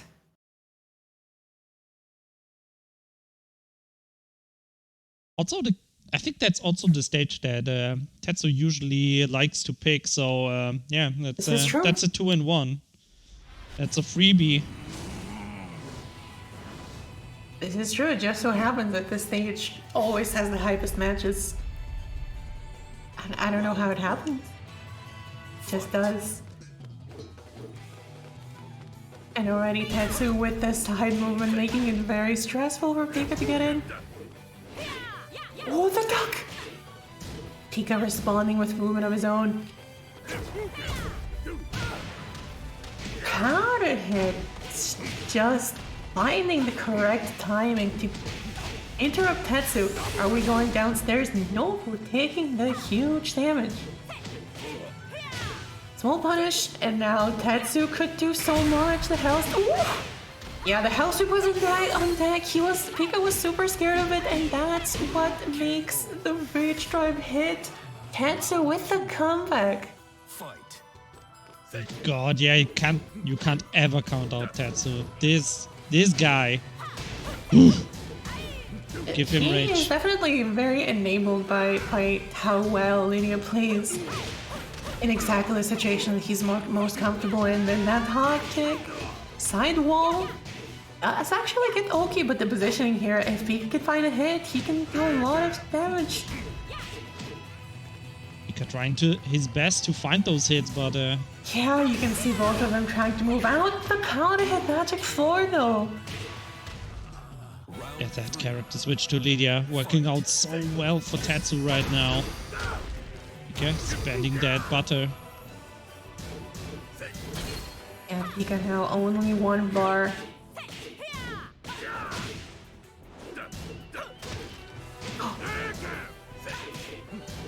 One, okay. Tetsu has been playing so safe. Pika has been able to get so much pressure and the damage has been adding up. But again, you can never count Tetsu out. Oh, If you- these... Such oh. a... That is Red tough. Bucket? Doesn't even need it. Showing Man, off, Pika you have feeling 2 bars himself. here. Pika in a much more comfortable situation. Does not believe in the forward 3. He's been fishing. Oh, hop kick once Hop again. kick!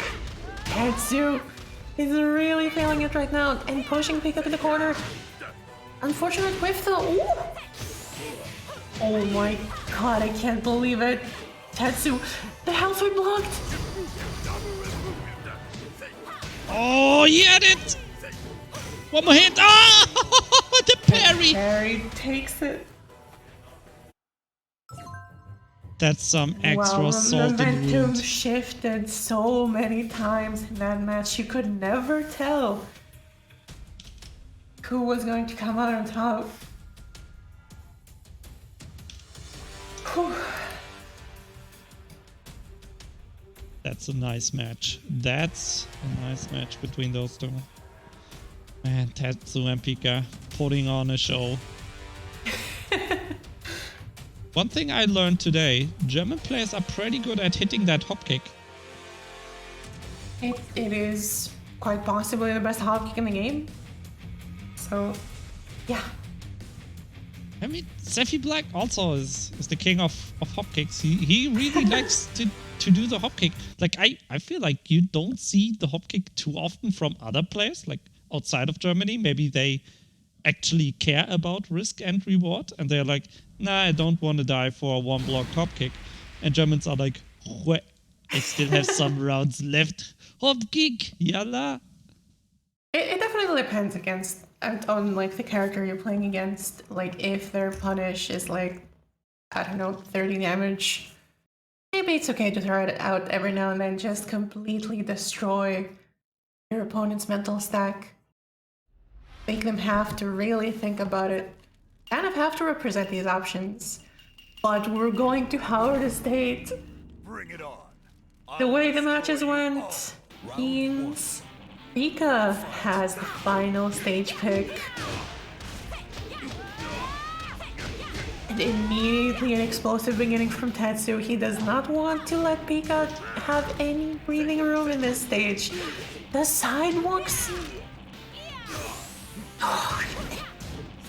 Pika just panicking. Finally gets a gun block. Huge launch punish. Oh, drops the combo, no meter. Is it rage available though? Oh, the duck! Oh man. Amazing duck. Yeah, the goose is very weak against ducks. That's a counter pick. What a counter hit. I cannot believe Tetsu has been getting all of these whiff punishes. Trying to find his momentum, but that hop kick screwing airborne attacks. Round 3. Damn, what the hell is going on? Tetsu just steamrolling Pika right now. Pika responding with a block, going to push Tetsu all the way back to the wall. 1-1-2. Okay, nice. Oh man, that's a such double a wall. bad situation, but Pika loves doing that forward 4 follow-up. Tetsu knows it. Counter hits are adding up. Pika, the health situation is already reversed. That's an airborne hit, so it's not going to quite result in as much damage as Pika might want. Tetsu has one more chance, and Tetsu is exactly the kind of person you can't give this kind of chance to. Pika, just Pika. one more hit. One more hit. Is he gonna get it though? Tetsu does back. Ah, the hell we blocked Tetsu. You can't risk that against Tetsu. Oh my god. Oh my god, Tetsu not crumbling. Oh my god, that low block. That low block. I cannot believe the presence of mind from our top 8 players today. It's been so insane to watch them work. And you can never count any of them out. Any chance you give them would be your last. Yeah. If you're Pika, you were so close. You were so close to surviving, and then Tetsu happened. Ah. Tetsu, just the natural disaster that happens at you. We are going now to the losers bracket. Yes, we're going to the losers bracket top 8. It is gonna be Madara versus the BM96 first, and then we will have LMG Mob versus Frana Williams. All your favorites are here. The gang is here. Everyone is here. Yo, Valerie, do you remember Lars? Here he is. The boy's back. Here comes the boy. But not in this match. Not in this match. But is it possible that we might get strong Mob, Lars, Mirrors? Just, you know, to cleanse the palate from all the fuck around that we had to see today.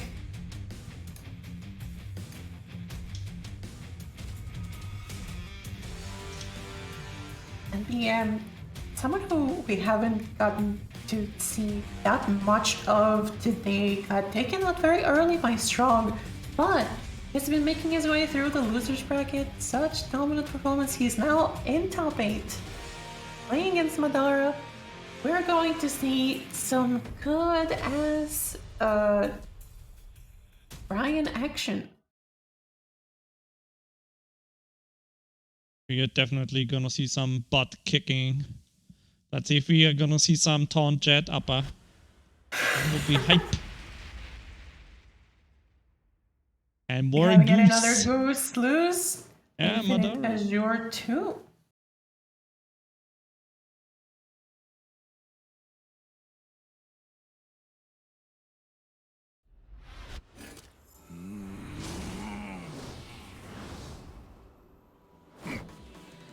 Round 1. Fight. Oh, such early. They walk down from BM just trying to test Madara's reactions, and that is a lot of data, but Madara already a half health lead. Ooh, does not quite believe.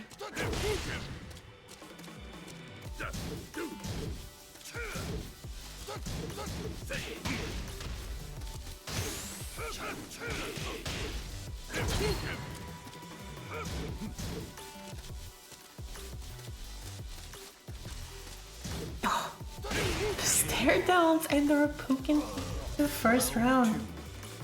Fight. Oh, it's such a more proactive style from BM now. He has the data that he needs. What a punish from Madara. Just chilling, Definitely. backdashing. Absolutely. Both of these characters with somewhat Activation, yeah. Parries the taunt. I can't believe this. Both of these characters with somewhat unorthodox poking, so neither of them really want to super commit. Either tech the throw.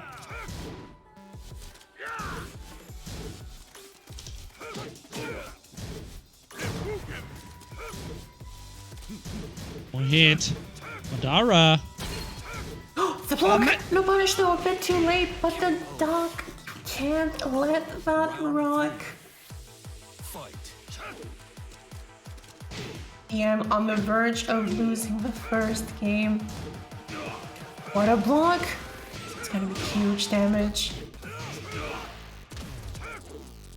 Oh, Yokizama tried again for a launcher.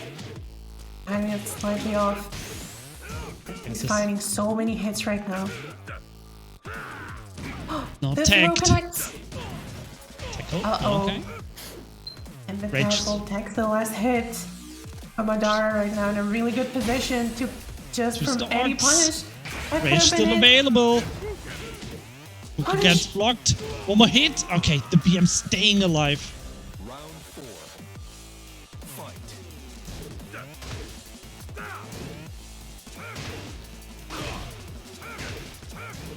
These hits are finding their mark, BM.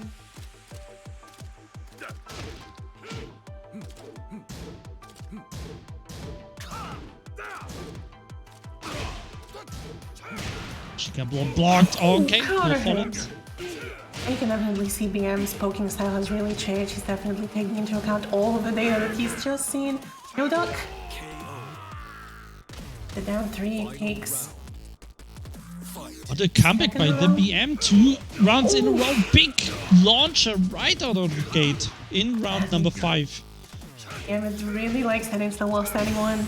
Oh, counter. And the That's counter it. hit. Imagine dying Yes. with 3 stocks. Yeah. Either situation was definitely Madara's side, but getting too touched by Brian. A common story. And the stage wasn't even good for Brian. No walls. The BM Just finding his way back into that match. 3 rounds in a row. Kamadara, turn it around. I would definitely expect to see a stage swap, even though that stage is kind of neutral for both of them, both of these characters. The Gooseman definitely gets such an advantage from all stages.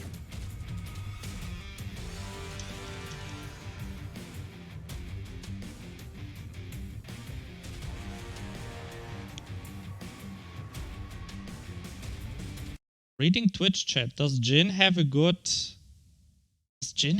low launcher? Good lows?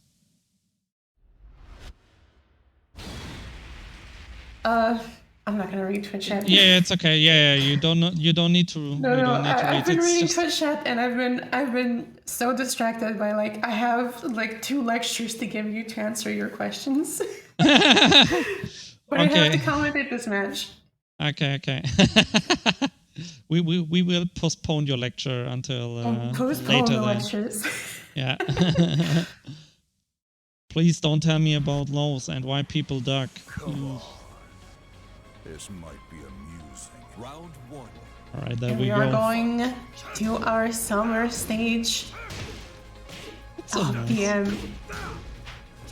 Looking like he's not going to let the momentum go away. It's really just solid poking style. Oh, he tried! But Madara has been able to shut his approach down so much. Even. He's gonna get that next big hit. Oh, that float! Is it enough? Yeah, that should be it. Nice. Absolutely is. Excellent conversion by Madara, seizing the opportunity. Yeah, BM has been so desperate to establish that momentum, but Madara has been able to interrupt that so much. Able to get so many well-placed hits. The counter hit though, that is so much damage adding up. Wall bounced. Yo, where'd the life go? That's not going to quite kill. Yo, where did the life go, man? It's like you got deleted in 10 seconds. You got hit by a counter hit though, and you lost like 45% of your health, and you know, it's Brian time. And this is definitely making Madara a bit more hesitant to press the buttons. The flash sidesteps though from BM. Yeah, it does not finish the string. That too was going to whiff at that angle. Oh no, 1 too many times in that forward. What a blocking! He low parries the follow-up special, man. I can't believe this. We're not quite going downstairs yet, but BM threatening with the taunt. Not quite a launch by a few frames. Madara almost had it. 7 seconds on the clock. Bam! Forward 2. When in doubt, power crush. 1 round away from taking the set. Madara has to get something done. He does have 2 meters. Does have a lot of potential for damage. Slightly out of range to convert. This is so tense. Okay, activation. Does Can spend a Madara get meter. out of this? Well, Oh, not too nothing! much. He spent a meter only to get counter hit, but Well, the there's wall the taunt! Easy. The can't PM. believe this. Yeah.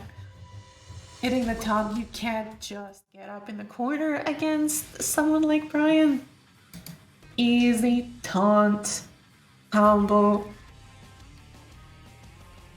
Damn. You love to see that kind of Brian play.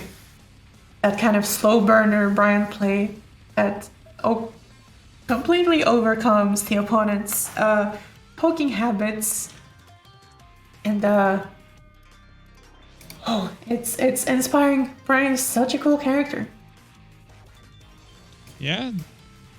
The BM, like, we don't see a lot of Brian in Challenger League, but the BM's Brian, that one, Brian that has one to is be, nuts. if not the most difficult character that you can play, like in the top 3 of most difficult characters that you could play. Even though he definitely doesn't look like it, he does have a lot of very technical details attached to him, and to play him to his fullest potential, you have to be able to make use of the taunt, you have to be able to make use of very unconventional poking tools. Brian definitely, you know, that's also why he's so popular as a pocket pick, right? Like as a sub character. Sometimes you just want that. He's definitely one of the more popular characters because, I don't know, look at him, he's cool. Yeah, execution. Like I think a lot of players like to try their hands with these execution-heavy characters at some point. You know, when you've been grinding the game for like 10 years, you're like, okay, let's see how Brian fares. Yeah, it is definitely the spice of life, and Brian brings a lot of spice to the equation. But yeah, for now, no Brian anymore. It's Sephi Black versus LMG Mob. LMG Mob just bet Frana Williams off stream for top 8. Oh, Frana Williams is out. I can't believe it.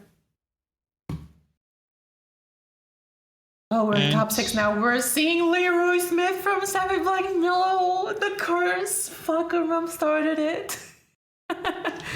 You know what? I enjoy watching this man. He's really good. Still, the nerfs didn't do a huge amount. You mean the stick is still strong? Couldn't nerf The stick it? is not that strong, but you know, he still has absolutely any tool he would need. Let's see if in it's good playing enough. Good Tekken. And look at the movement, Safi like making short work of him. I cannot believe he was able to get a resplat out of that. Bob. Oh, standing 2, Safi Black, such a dominant performance the first round. Full punish, that is no longer a high, I think. And now LMG Mob running his mix, that 12 frame mid counter hit launch. Sure, there it is. That will put a stop to anything you might try doing, Safi Black. Showing such mastery of the character. What a reaction! Safi Black just baiting the movement. In, out, in. Just stop, wait for the whiff. The perfect range. React and whiff punish. What amazing play. Speaking of whiff punishes though, Mob. Oh, that sidestep back hit. That is definitely not the max damage that Leroy can get from a backdoor punish, but Safi Black in such a good situation. Mob in the corner. Here's the stick. Oh, the parry, he reacted. I can't believe this. Nothing LMG Mob is doing is working. Safi Black taking the first game 3-0 so convincingly. Damn, son. What is happening right now? Where are the... Yo, Harada, where are the Leroy? Where are the Leroy nerfs? Drop season 5. So, you know, training weights off.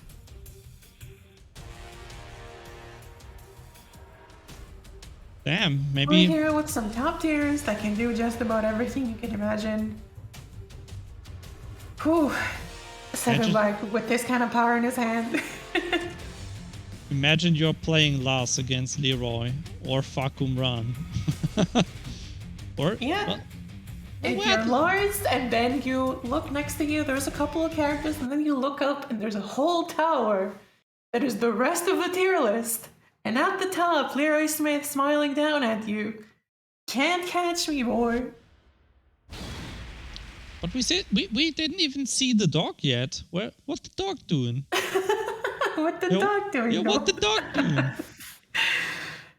LG Mob taking it to Infinite Azure, taking away... Well, there's the dog doing. Yeah, there's the boy. There's the There boy. he is. wants to take away a lot of good tools that Leroy has to pressure at the wall. That's definitely a smart choice. But Safi Black getting a huge launcher right from the beginning. LG Mob already on launch away. Great punish. The full crouch mix-up is starting. We haven't really seen LG Mob kind of establish his game plan quite yet. Oh, that's gonna be a launch, yes!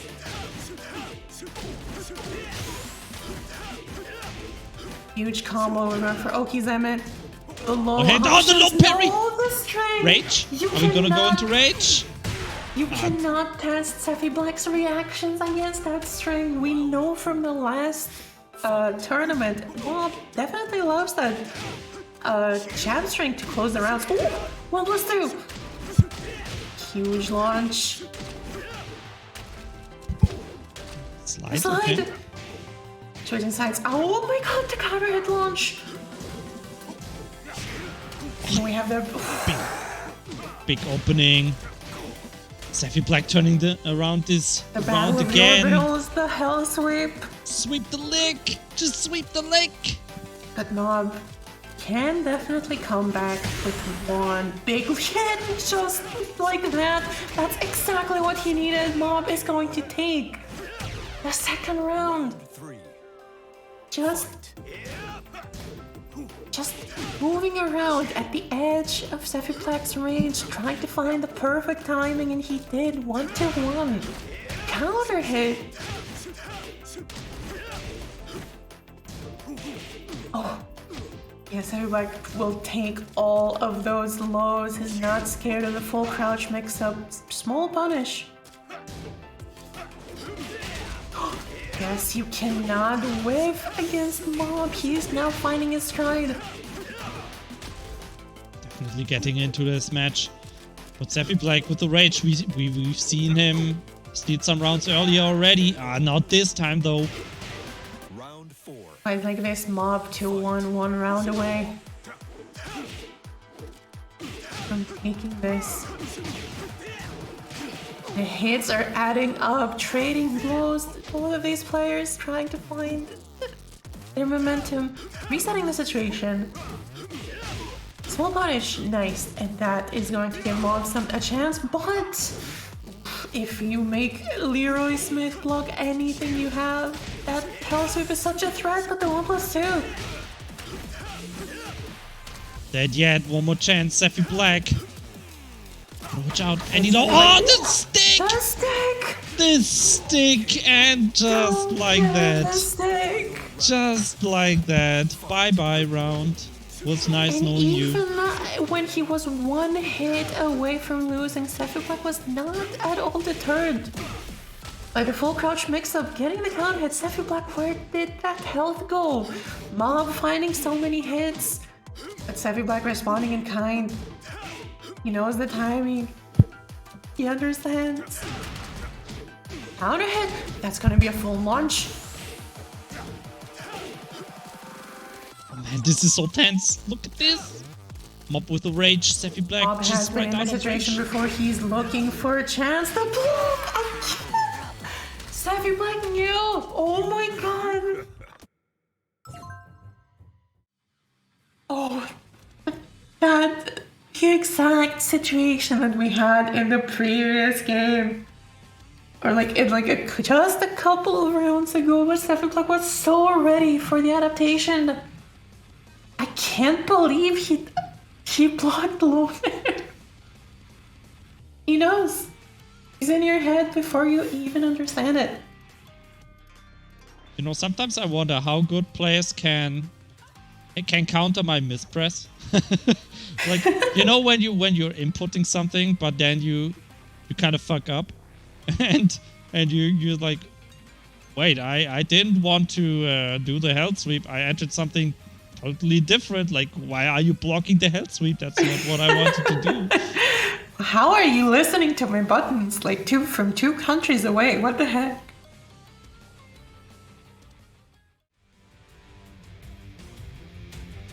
And Now we are finding the opponent for Sephi Black in the losers bracket semifinals. Who is gonna go up against him? Pika or the BM96? Brian or Goose? And I wonder, is Sephi Black gonna keep playing Negan? Leroy, not Negan. Negan was last week. You know what, Sephi Black, I feel like he's just gonna pick a completely new character.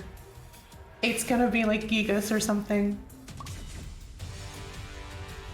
But, You think we're gonna go that sub character? No. No. You know. Let me check which character is gig ass, and I'm gonna pick that one. Oh, I want to see Marduk. You want to see some Marduk? We always want to see some Marduk. I have missed the Marduk of everyone's streams, the people's Marduk. Yeah, unfortunately, couldn't make it today. So sad. Sad. But, Brian versus Geese, where have we seen this before today? Wait, is this a rematch? No, right? BM was sent to losers by Strong, so... Yeah. But, didn't Madara play Geese? True, yeah. Exactly, Madara played Geese. Right. Fight. Oh, like, am I losing my mind? I could be. These matches are too good. Pika already with the movement, making so much of BM's approach takes a lot of commitment. Big counter hit, unable to get it. But BM is getting pushed to a terrible situation. The wall is not kind. Pika such a dominant first round. And it really is these kinds of rounds that set the trend when you attach so much risk to your opponent's poking. Counter hit. Risky spring kick, but it's working out. Oh, that float! I can't believe. Taunt. Oh my god, Because he not wanted fighting. the forward too. And now push to the mid-range. Spends the rage drive. Has to stop the throw there. But Pika She can counter hit. That's big. Oh, not like Sidewall. this. Not like this. Now Pika very comfortably just playing keep away will stop BM from capitalizing on his advantage. BM is fishing. Big damage here, nice. Just perfect timing for that counter hit. Now Pika's at the wall, jumps out of the taunt. But yes, we have seen this option before. A parry against the taunt.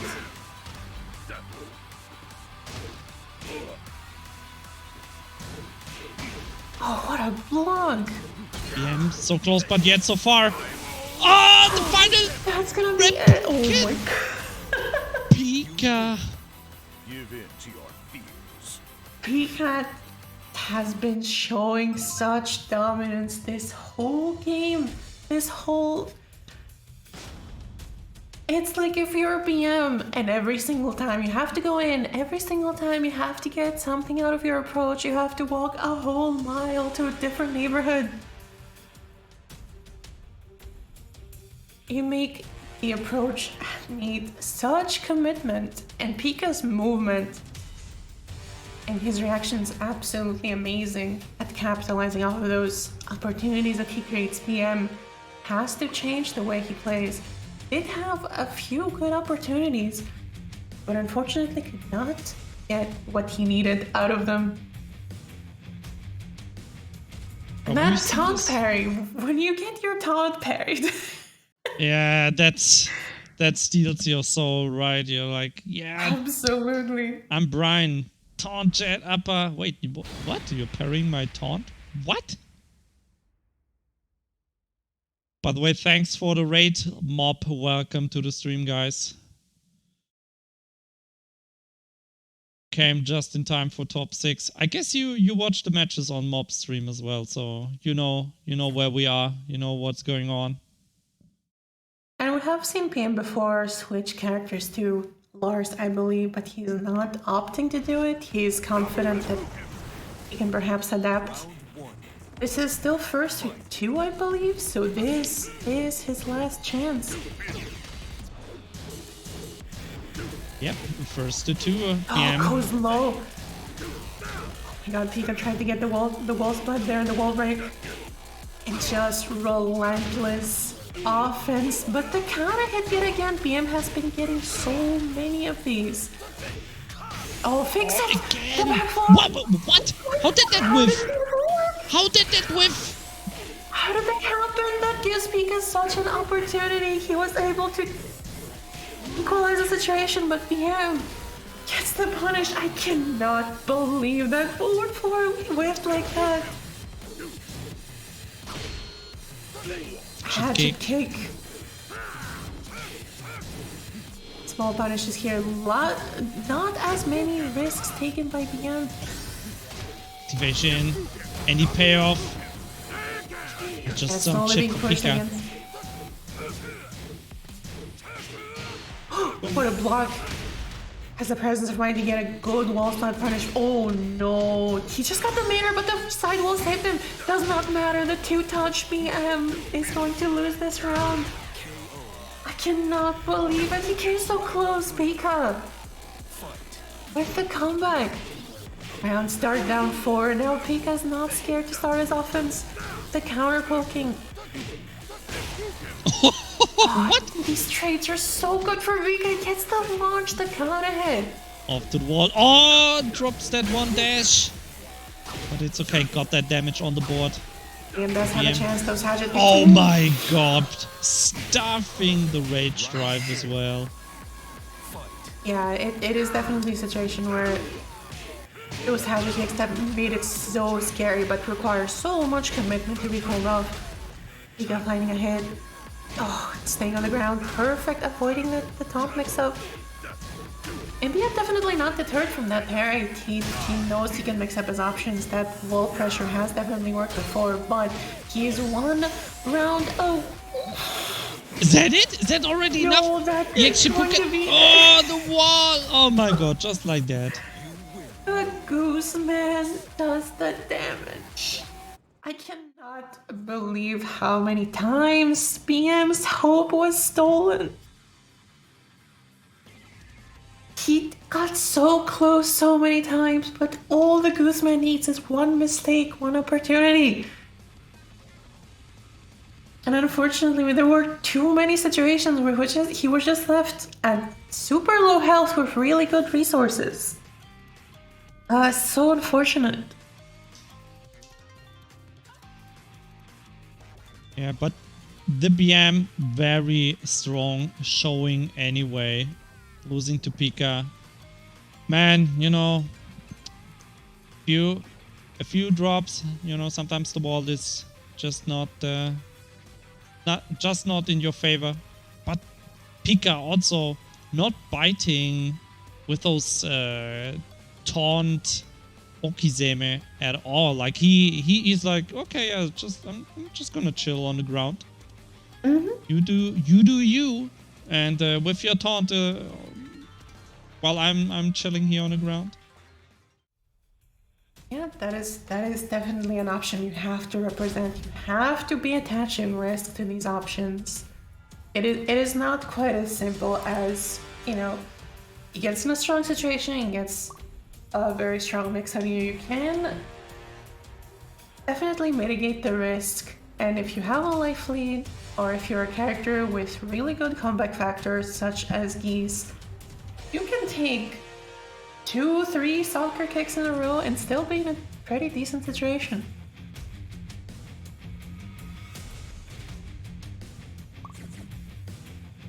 Right, and now we are heading into our last first to 5 of the evening. It's Safi Black versus Pika.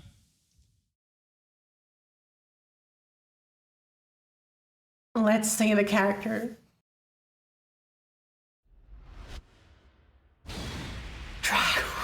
I told you. I told you he's just gonna pull a completely different character every single game. Dragunov, I love this man. Dragunov in such a miserable state in season 4, but I love him. Come on. This might You be love a the while muse. running too? Absolutely. He's got the mitts. Round 1. And he's got down 2. He does one move. Down 2 and there he goes. Wall running 2. Which season was Dragunov so strong? Season 1? Season 1. Season 1, okay. And wow, Pika establishing his game so early. Oof, you cannot whiff. Thankfully, Pika did not have the kind of resources to make that really hurt, but Sephi Black. A counter hit. And Pika establishing a very early dominance. Countering Sephi Black's game plan. And now that he's starting to decide. Ooh. Sephi Black knows, but no, he misses the combo. Here we go, while running too. Ooh, but Pika, no respect for the plus frames. Yes, Sephi Black is still in a state of adapting to the character he picked. What a block! How does he know? Kizaman? No punish! Second Black just playing very patiently. He's just Oh, no. took the risk, dashing in, getting caught. Exactly why. And Pika just catches his forward movement. That's exactly why you have to play so patient and hit. Can convert into so much. Pika still has one. I cannot believe not a single down 4 has connected in the past couple of rounds. Sephi Black, the low parry, no way. The absolute response. You think you have a read on my lows? I got you, buddy. Now Pika with a slight health advantage and that 1 bar, 2 bars now. He does have room to use them for mix. Unfortunate. Pika will take the first game. Sephi Black was definitely getting used to the character. You think he's gonna stay with Dragunov? I would rather not, having seen what I can assume is some rust. Yeah. But you know what, Sephi Black has been, I don't know, he has already qualified and the theme has been that he definitely looks like he wants to challenge himself. Well, it's the Challenger League, so perfect opportunity to also challenge yourself, I guess. Well, there you go. In the spirit of things, Sephi Black probably staying with Dragunov. I say back to Leroy. I think he's going with Leroy. You know what? You've been definitely a lot more right with your predictions than I have been, but yeah, I'm siding with you on this one. I would love to see that Leroy, but I think it's going to stay with Dragunov. What the fuck? No, what the? No, I what? win! What the hell? God, Paul Phoenix. You love to see Paul Phoenix. Paul Phoenix, such an underrepresented character still. And I mean, you know, when you're fighting someone who can just delete you in a couple of hits, you can just play someone who can delete you in like 1.5 hits. Let's go, Sephi Black. You love to see. Whew, you absolutely love to see it. When you're losing the prediction, but everyone is still winning. Yeah, we are absolutely winning. Opening up with a hell sweep. Sephi Black has the rates from the previous round. Does get the full crouch down too. And already Pika is getting pushed to the wall. Sephi Black. Such strong movement. Ooh! It's floated out. That's not going to be a lot of damage, especially not without resources. But that will get Sephi Black very close to the wall. Very patient, but Pika finding some crucial hits. Down forward. Down forward too. Down forward too, yeah. You cannot overcommit. Huge damage. One more hit. Damn, no, man. That's Paul Phoenix for you, boys. There you go. That almost gets the float. More Death Fist. I need more Death Fist counter hits.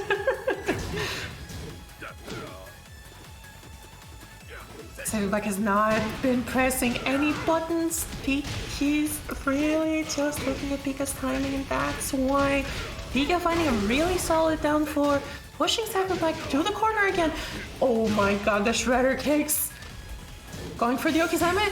Nice block. That's not going to be a huge punish. Sapphire Black does have another chance. And this is the hell situation where Paul Phoenix is yo. One more. One more. Ah! Rage Troll, yes! Let's go! 1 round away from tying it up. And you can see, oof! Yeah, so you're like playing very conservatively again, seeing Pika's adjustment round to round. All those sidestep down forward twos, it just works. It just works. Pika pushed himself out, letting Stefan back out of the corner. Ooh! A double quarter circle backward. Oh my god! The vanishes! Ties to the wall damage. Where did your life go? I can't believe this. Oh, it's a dream come true. I love it so much. This is some good ass Tekken. And of course, this means more Paul Phoenix coming your way. 1-1. This is our first to 3 match. No, it's first to 2. It's first to 2? Yeah, it's still loser semifinals. Afterwards, everything will be first to 3. Oh, I see. Huh, both, okay. Both players Paul one more Phoenix chance. to the end. Yeah. But, well, you won 3-0, so I think you're not complaining. I think you're not complaining about being stuck with I want Paul to Phoenix. see as much Paul Phoenix as possible.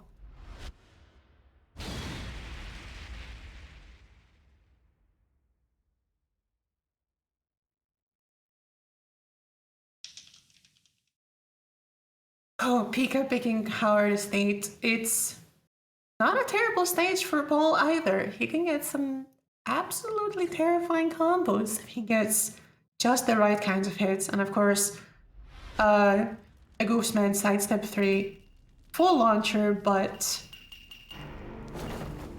Paul Phoenix has one of his own. And in this stage, it's going to be super deadly.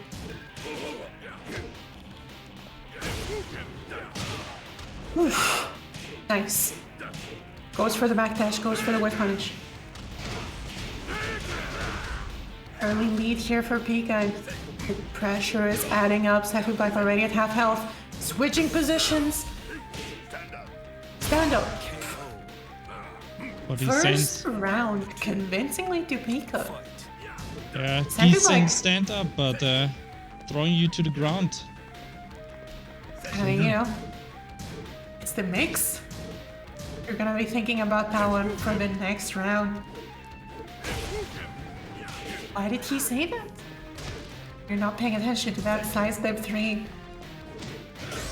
Oh, no. Good reaction on that, confirm. Oh, Pika, unfortunately, dropping it. They get him some extra damage in. Yeah, so like, does get hit by the second Reppuken. Wow, Pika, such convincing 2 rounds in a row, 1 round away from sending Sappy Black home. Sappy Black has to do something that while standing 2 does not connect, but he's in a bad situation right now. Trying to move out. No whiff punishes. Pika is fishing right now for max range. The duck! Any hit here could spell doom for either of these players. Oh, It the is so hop dangerous, kick! Hop kick! Sappy to the wall. Black. I'm going to the wall. No, the side wall! Just do it again. gonna Just save hop Pika. kick again. Okay, we're not That taking whiff that punish is risk. so good. Oh, Throm Sappy getting Black is- stuffed. Sappy Black is not pulling the trigger. Oh! Pika. This is There's so Reppuken dangerous. sidestepped. Oh my god. Clipped by the Oh my Reppuken. god. One more hit. What's gonna happen? Oh, he couldn't sidestep the Reppuken. Oh no, those Reppukens are so thin. How? So unfortunate. The further you are from your opponent, the less ground you cover when you sidestep, the less of an angle you cover when you sidestep. It's so unfortunate. Sephi Black is out of the tournament. Paul Phoenix, you sweet prince, we love you. Yeah, 4th place for Sephi Black. Pika stays alive, is waiting for loser bracket. Finals. 4th place was last. He got 4th place last time too, right? Yes, with Negan also 4th He's just place. here to gatekeep up to a point. So up next, we have winner bracket finals. But before we go there, we have one quick ad. It's a 1-minute ad. And then we will have Tetsu versus Strog. It's gonna be Germany versus Russia. Potentially Lydia versus Steve. But we will find out in a moment. So we will be right back. So don't go anywhere.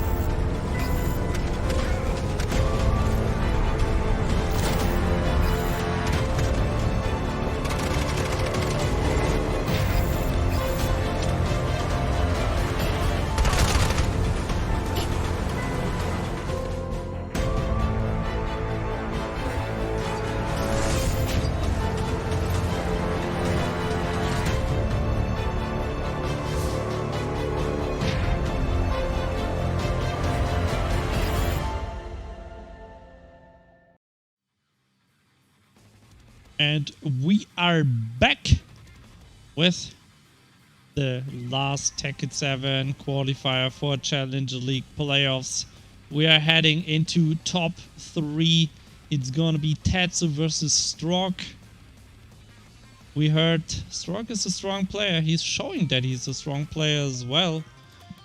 And now everything is going to be first to 3, so both players are gonna have that one extra chance to make the comeback happen. Of course, it's also the danger of getting 3 out after going up 2-0.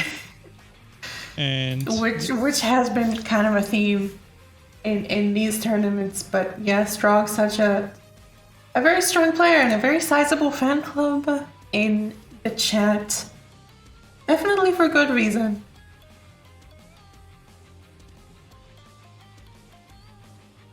yeah, Strog, man, wait, who did he play in winner bracket? He played Sephi Blackborn against then the BM, he bet Danielo, Momo Dog, and Yusuf Kenan. Yeah, so definitely not an easy winner bracket for him. Yep, but he's been able to get across it very, very convincingly with his very powerful Steve, which I will assume we're going to see. The best orange rank Steve you'll ever have seen.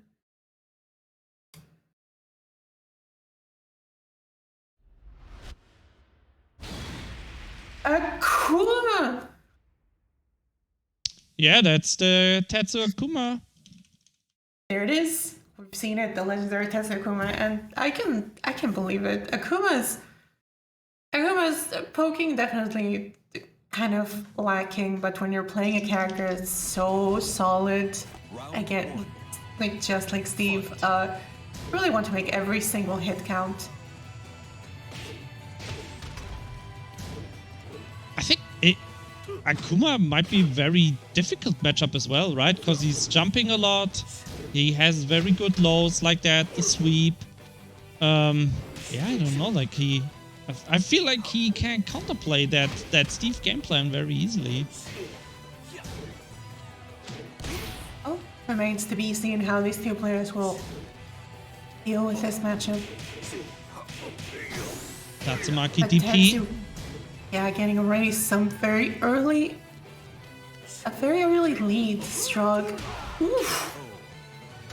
That first round going to Tetsu. And yeah, we're seeing lots of stare downs. Tetsu with a very kind of conservative poking style, very safe. Goes mid, Strug. Struggling to find his footing, but Oh, that's Perry finally. Stroke getting in. yeah, Strug is such an amazing player at adapting, and has shown numerous times that when it looks like he could be counted out, he can just come back in record time. It's true, man. Stroke took out Sephi Black, so maybe he's gonna take down the whole German team. And I mean, he's playing very safely. He's not pressing a lot of buttons, and if his goal right now is to get a lot of data, Tetsu is absolutely giving it to him. 4 seconds, 3 seconds. Tetsu. The timer. What a low crush option, still strong. Seemingly pressing 3 buttons this whole round takes it. That's gonna be a float punish. Tetsu, you gotta span the bar. You gotta span the bar. I love Strong's movement. Oof. Finally, there we go. Hadouken confirm. Or video Kizama. Yeah, see, that jumping is not such a huge problem for Steve. That job, Strong is ready.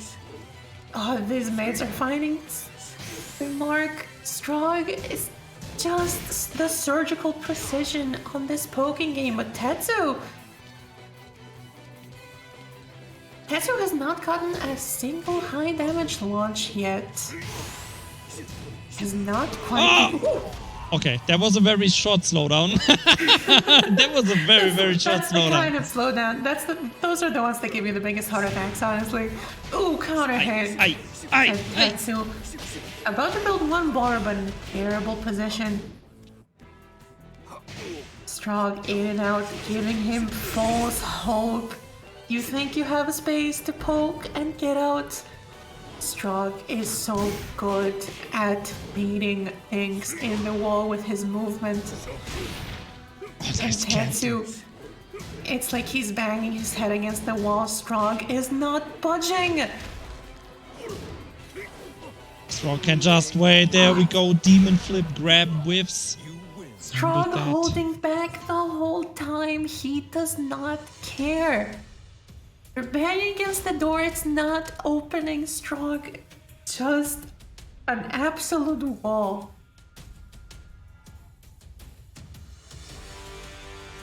And Go ahead. honestly, that movement is so impressive to see. He is so good at baiting things out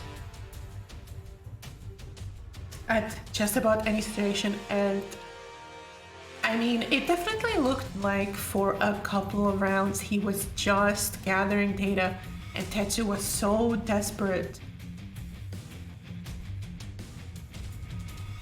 to get some hits in, and that's exactly, you know, what a player like Strong will want. Yeah, but I think Tetsu's gonna character switch now just to change the pace of the game. I think he's going to Lydia now. Yeah, there we go. I mean, I think he was like, yeah, okay, let's see if Akuma works out. He bet Driton Rama in the past with Akuma in a loser bracket match, loser bracket final. So he was like, yeah, okay, against Steve, maybe it's gonna work out. But now we're going back to the basics, back to Lydia. That's the character he's grinding the most right now, I feel. Yeah, and this definitely makes sense. Strong did not give him as many opportunities to use Akuma's strengths, so he's picking the character that most fits the situation that he finds himself in. And already, lows finding their mark. Tetsu looking a lot more comfortable in the mid-range game, pressing so many more buttons. And Lydia has so many more ways to kind of play it safe while still threatening huge damage.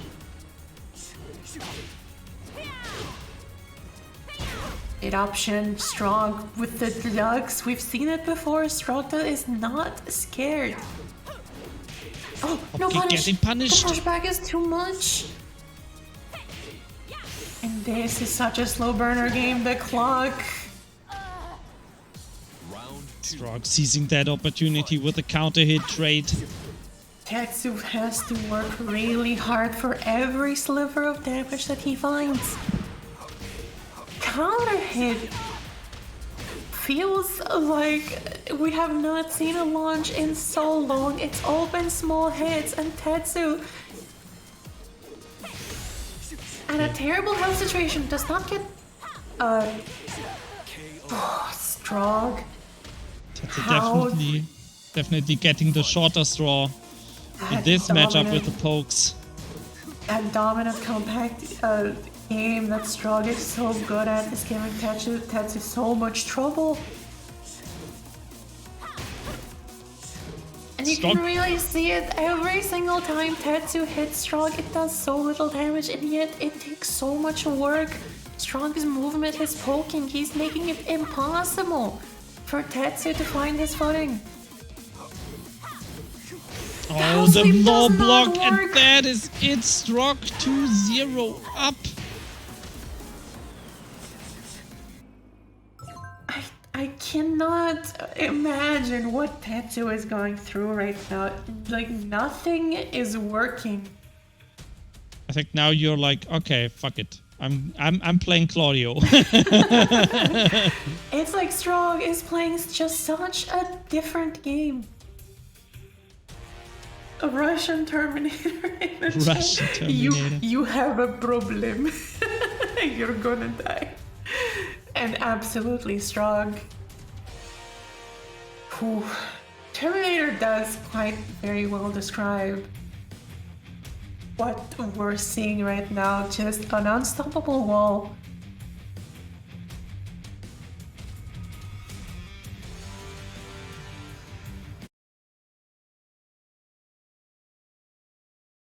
Russian Terminator. Yeah, there's a movie called Russian Terminator. It's not the subtitle. I thought there was. It was. Okay.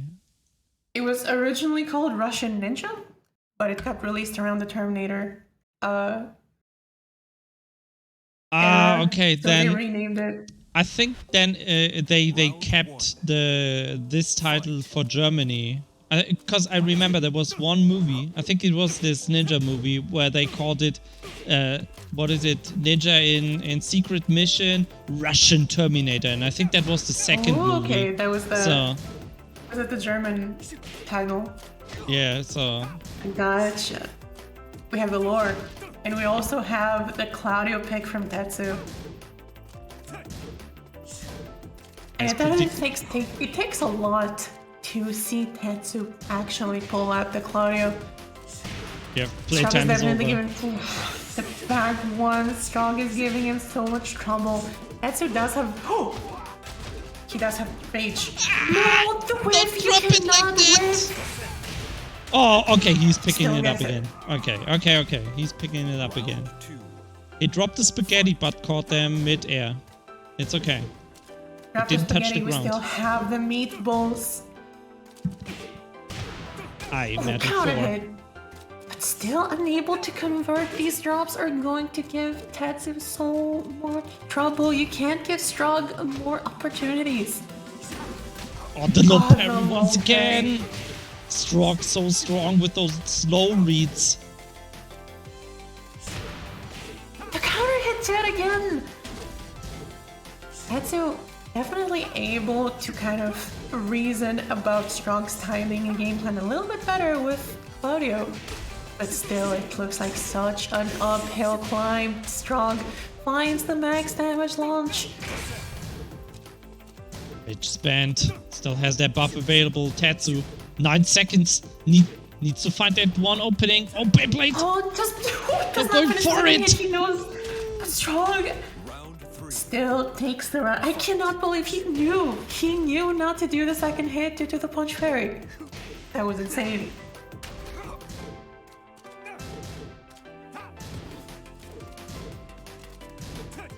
Strong. Just sticking to Tatsu. Not giving him any space. Very compact poking game, but Tetsu finding a lot more hits than usual. These lows are finding their mark. Punish, yeah, you cannot let Strong gain momentum like that. Oh, that's gonna be a punish. That's gonna put Tetsu into rage.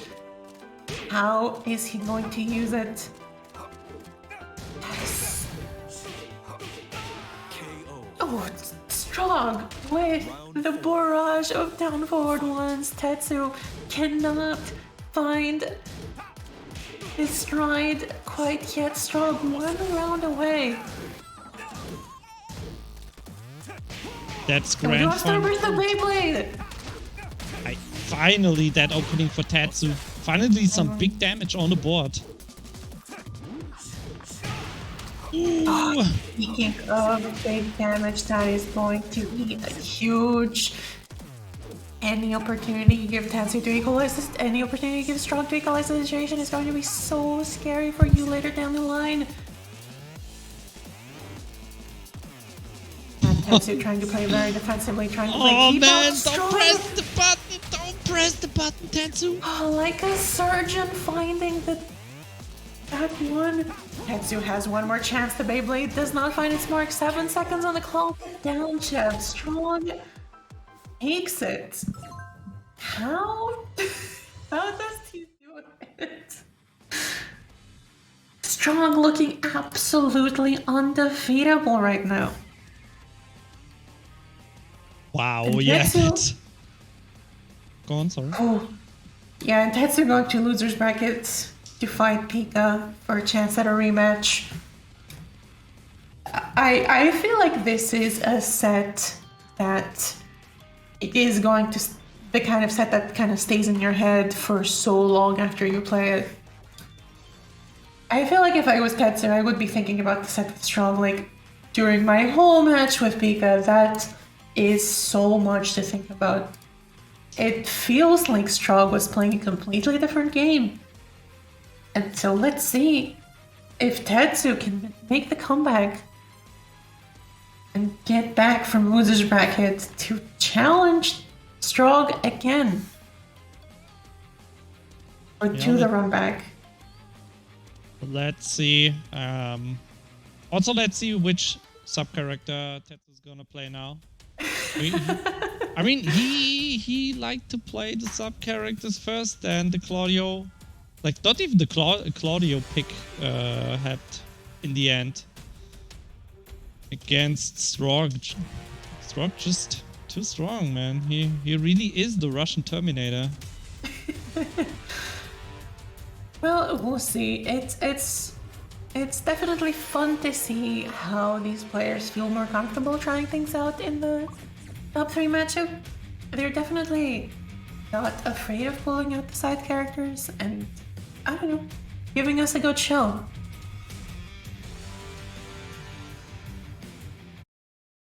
Tetsu versus Pika. I know Pika's gonna play Goose. He's gonna play Geese. But Tetsu...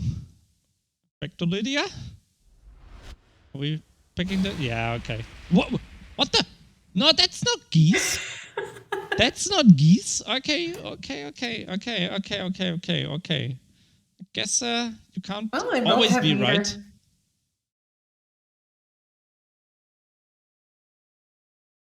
And it might be possible that Pika is kind of trying to warm up to a playstyle that he thinks might have a chance against Strong. So he might be trying this out to see how it pans out against someone like Tetsu. Round 1. Fight. But Tetsu's Lydia, absolutely scary against almost everyone that we have seen so far. Hop There's kick. Shiny blows the hop kick. We love the Tetsu hop kick. Fortunately, does not get a full combo, but is so ready for the full punish on the demon flip. We're talking Yeah, about Pika. that match against Rock being in Tetsu's head, but it's not looking like it. Valerie, I gotta say, it's looking like he's just going back to business. No time to Yeah, think about that Tetsu winner looking final. very comfortable in this matchup, and Pika without meter, without resources, definitely has a amount to climb in this first round, but able to hold his own. Look at the EX bar already. Pretty close to building meter. So despite this first round being very dominant on Tetsu's side, it definitely gave Pika enough resources to make a play here. 50%, that's what you want with Akuma at least. Get all those big confirms. Tetsu taking a few notes from Strong. We're seeing little parries. Side swaps! Uh-oh. Pika just saying, yep, thank you, I'll take it. That is not going to be a lot of damage. That was definitely some weird side walls, but... Oh, the it does cross-up have jump! meter. Oh my god! And the Hop kick game-winning hop again. kick once again. You can never count Tetsu's hop kick out of the game. He will do it. He will When- just do it. When in doubt, hop kick. Great block.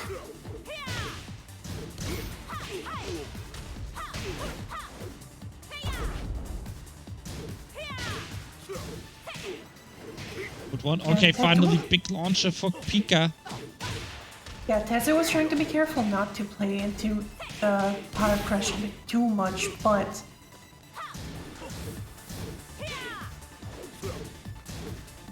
Blocked. equalizing the health situation. That's ooh. Okay, he does have one bar. He can run really good mixed about this positioning. I think we're gonna see there's Oh, a that crouching medium hits. kick Hadouken. Is that That out? is punishable, and that gives Tetsu an opportunity. Oh, No! DP whiff! Don't do that! Oh, he thought Tetsu was going to press on the advantage. Tetsu, such presence of mind. It is so difficult mentally to get yourself to just back off when one hit could do it. Whew. Tetsu taking first game. Such a read.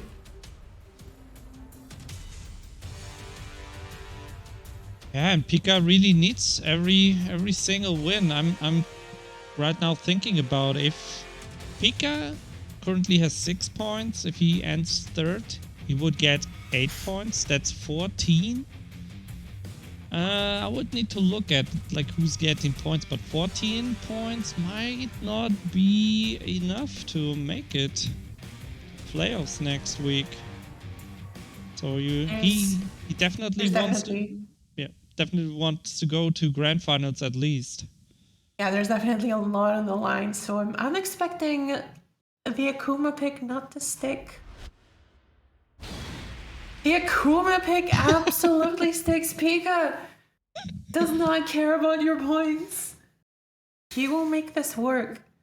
We have Forgotten Realm. Okay, we're going downstairs. Okay. Wait, does We Akuma now have have- anything good to break the floor? Demon Flip? Does Demon Flip throw to break the floor? Maybe. Well, we now have 3 basements. We're gonna use them all. Fight. Alright. Great interrupt on the jab string, but huge counter hits in a row by Tetsu. The 2-touch into half health, absolutely gone. Oh my god, Tetsu. The hits finding their mark. The health absolutely disappearing out of nowhere. Nice, it's gonna be a small punish.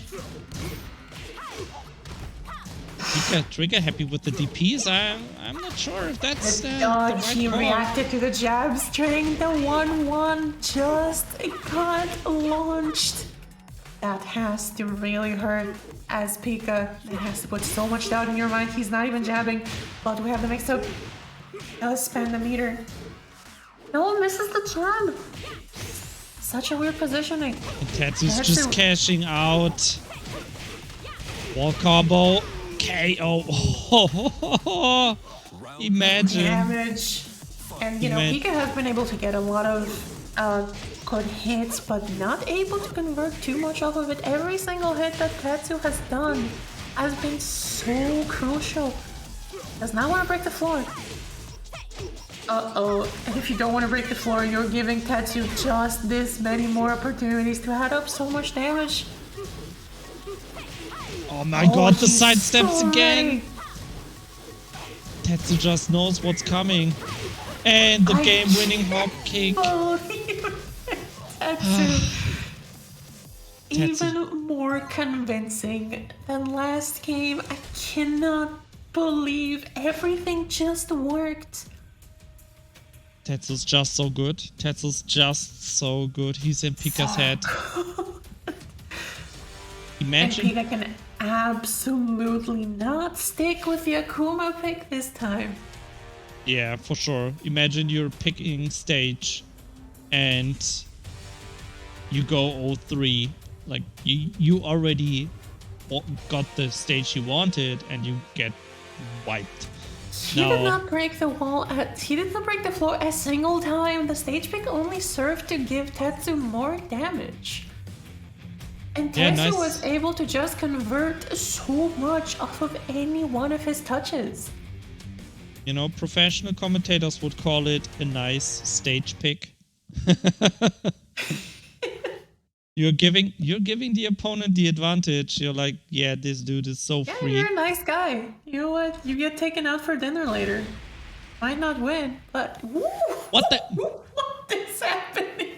Pika with the surprise picks. Okay.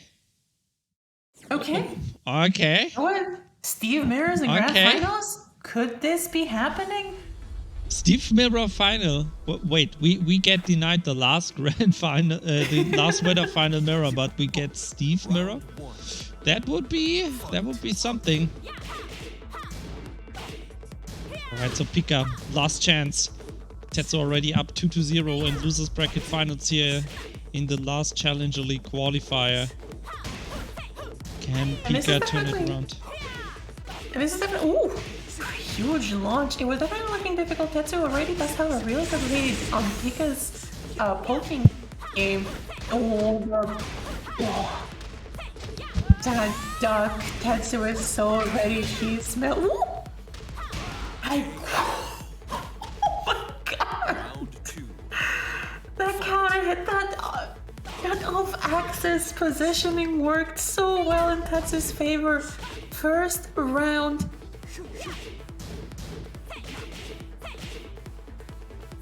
Yeah, Tetsu is so good at adding up little bits of damage. Pika, though, with some really solid hits.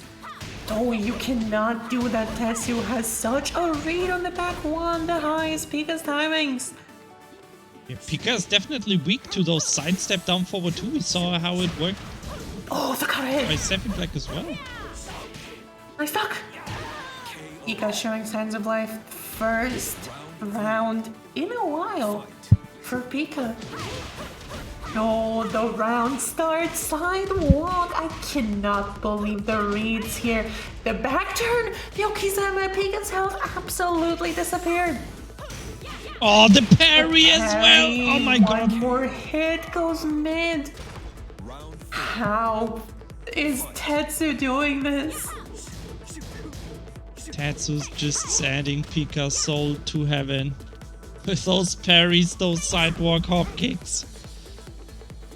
Tetsu wants that run back against Rock in Grand Finals. And yet again, another back one dunked. Tetsu has such a read. Pika really has to get something going. Ooh. Almost. Oh, again cut it. Not for the 1-on-1, We but take the ball. he does get a solid hit. One more. Oh no, no. That is going to be it. Rage, yes. I just give the point to Tetsu already. That's GG. And this is absolutely the worst time to go for a super high risk load like that. Give Tetsu the game such a block. Especially when Tetsu has been ducking your highs all game. You cannot create a false reaction like that. Tetsu 3-0. Yeah, you were theorizing about Tetsu being shook by that winner bracket final, and he's like, nah. He's still comfy. Still chilling. Now we have the last match of the evening. It is again the Russian Terminator against Tetsu. Like, what's the nickname for Tetsu? We need a fancy one. Like, he's kind of young. The man of steel. Man of Steel. Yeah, right. Russian Terminator versus the Man of Steel. Damn, that could be one of those boxing like a wrestling show.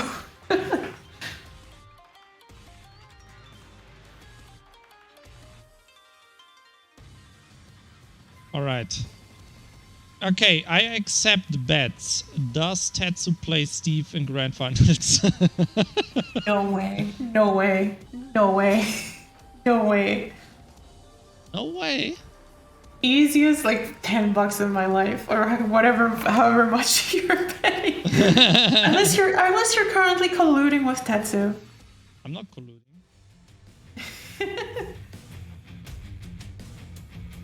But yeah, Tetsu does have a lot of time here to spend to think about how the matchup went. And this is definitely going to be rough. It feels like, you know, playing against Pika, playing against Strog. You're playing two completely different games.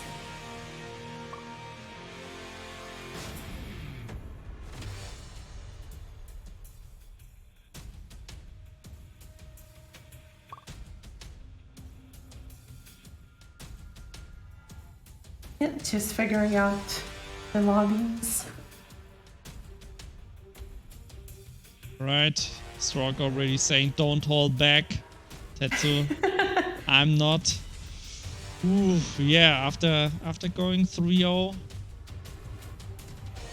in winner bracket finals, I think yeah, maybe Tetsu needs to ask Strog to hold back, because Strog, damn son, he's just steamrolling everyone right now. Whoop. It is definitely going to be either Lydia or Claudio. Claudio definitely worked better than any other character. Yep, we're going straight to Claudio. Absolutely not holding back. Tetsu's comfort pick. Forgotten Realm. Round 1. Fight. All right. Let's go. Challenger League Tekken qualifier for Grand Finals. It's Gamer Legion Tetsu versus Strog. He's gonna take it. We're seeing such a different game than the one we just watched. What a launch! Yes, Tetsu finding his stride. Downstairs number 1. Oh, You need to go deeper. Strog backed up against the wall, but Tetsu, it feels like Strog is just exuding an aura of just stress and panic. Yo! Everyone just backdashes and just lets him out of the wall. Oh, the hit. Oh, Strog is like, stand up, man. Wow. Yo, what? Where did the life go?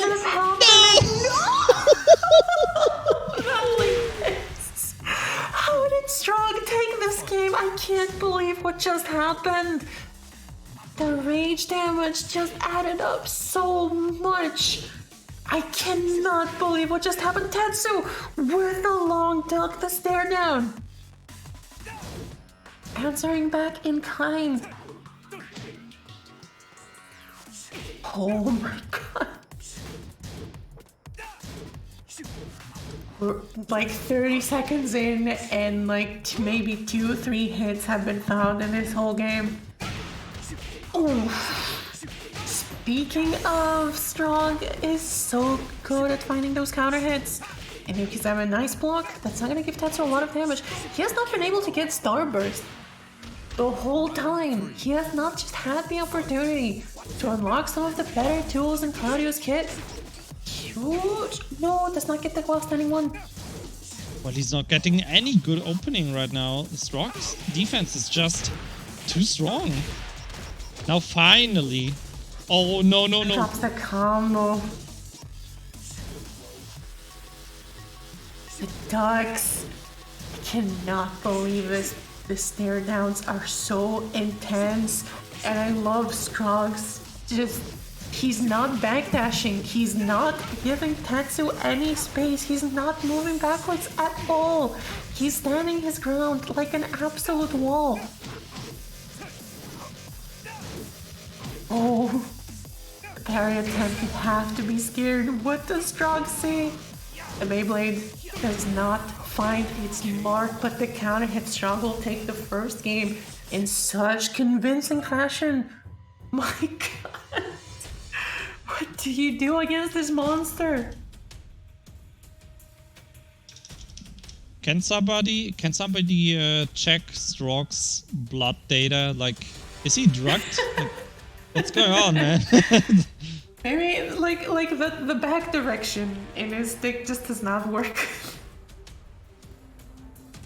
What the hell is going on, man? Strong is just too strong. Like, man, maybe the Russians were right. Maybe Strong is just too strong. I mean, and despite, like, you know, how, like, oh, I'm gonna improve by Korean backdashing, I'm gonna improve by all of that stuff, Strong just, the aura of threat and terror, he has not had to back out ever. He's been at the wall so many times, and then his opponent will just backdash. Let him out. You do not want to just be close to Strong. His poking game, his counter hit game is so strong. And it's definitely that kind of mid-range game where Tetsu has been able to find a lot of hits with that down back, with that, yeah, these lows, pretty long range, a lot of chip damage, but... Ooh, what a float! He still takes the wall, but... Oh my god, and you can definitely see the completely different approach to both of these players when the wall is behind them. Strong has been able to just punish. That's the attempts to get out. Finds the hit. And he does have Starburst, but the punish. I cannot believe what is happening right now. Strong, such dominant performance, and Tetsu missing the punish. Chip damage adding up, but Strong having the best psychic low parries in today's tournament, but the bad one! How does he keep finding them? But he's pressing back one. It's that easy, Valerie! It's that easy! The button is right there, it came free on your fight stick. Tetsu needs to do something, like... How can he get back into this? I feel like Strong always has the upper hand. Looks even, but yeah, just like that, round is over once again. Yeah, Strong is so good at realizing when Tetsu wants to move in and another one. Like 4th, 5th one in a row. What is happening? This is Strong's main source of damage at this point. And he's so good at reacting to movement. He's definitely amazing at just recognizing Tetsu's forward advances and just completely interrupting them. Look at that! Everything Tetsu has tried. Oh, finally! One more. We have the mix here. Shoe Shine or Beyblade? The lows. Nice, Tetsu. Finds a round. Finally a bubble for Tetsu. It's not dead yet, and he's definitely been much more successful at adding damage with those lows. You cannot take these kinds of risks against Strong. You know, watching this... He was waiting for it! Just a bit too slow. And now Tetsu's definitely trying to bait Strong's counter hit tools with his approach a lot more. The snake edge. Hit. Good hit for Tetsu. The movement Strong. I cannot believe how good he is at this. Strong again, chipping him down. Oh, and the low Strong again. 2-0. And Tetsu was definitely showing signs of life, but Strong seemed just so capable of recognizing what kind of adjustments Tetsu had made, and just immediately just changed the way he was playing to accommodate, and just remaining almost undefeated. Was this just the first round Tetsu has taken in a while against Strong? Yeah, did he win one in the first match? No, right? That was clean 3-0. I think so. So, well, we are improving. We're improving step by step. One bubble at a time. Well, now this time it should be 2, because Strong is already up 2-0. And, you know, after watching this, if Strong wins this tournament, then he's qualified for playoffs. Mm-hmm. And I wonder how happy his opponents will be about having him in their group. It's gonna be like, oh yeah, that Strong dude that pretty much destroyed all the... You're in the kindergarten, you're in the classroom, and then suddenly they put the Terminator in. It's like, here's your new classmate. And he's like 50 years older than you and made of metal.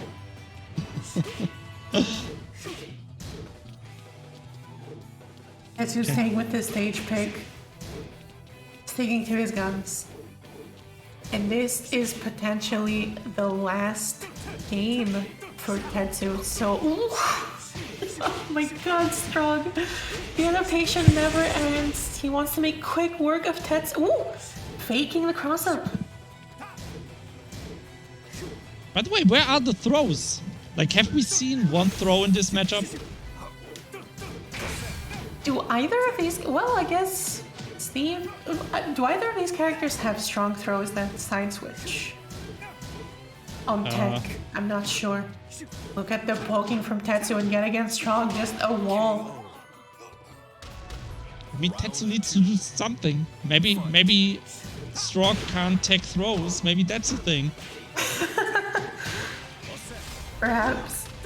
But, yeah, ooh, Tetsu, what a dominant round. Is Tetsu going to get a perfect against Strong? Tetsu, staying alive. Let's go, we got a real match now. Ooh, counter hit, but, just slightly off axis, unable to get the confirm. And Strong's biggest strength is that he just makes you take so much risk if you want to open him up, that the risk reward, the odds are not in your favor. Oh, nice! No launch! Cannot believe it. Tetsu is giving Strong more chances, more opportunities to come back, but we do have Rage. Starburst now. Oh, the Beyblade connects! Oh my god, Tetsu 2-1. We're getting there. We're getting there. One bubble at a time. Absolutely, Tetsu making so much progress. Nice punish. Oh, the hop kick! Delay, hop kick punish, absolutely. We're not quite going downstairs, but that is a lot of damage, and we do have Starburst. Spends it. Okay, There's his those are rose. getting attacked. Yeah. One more low. One more low. There we There go, it is. Tetsu! Tetsu! 1-2, staying alive. We're seeing the hope at the end of the tunnel. I just can't. It It feels like it has been more than 3 matches, right? Just like watching these if two it is go for at it. us, for Tetsu, it has probably been 3 years training in the mountains to bypass the Terminator, just get past the wall. Okay, I have one request to our Russian friends. The Russian Terminator just lost. Please don't oil his gears. I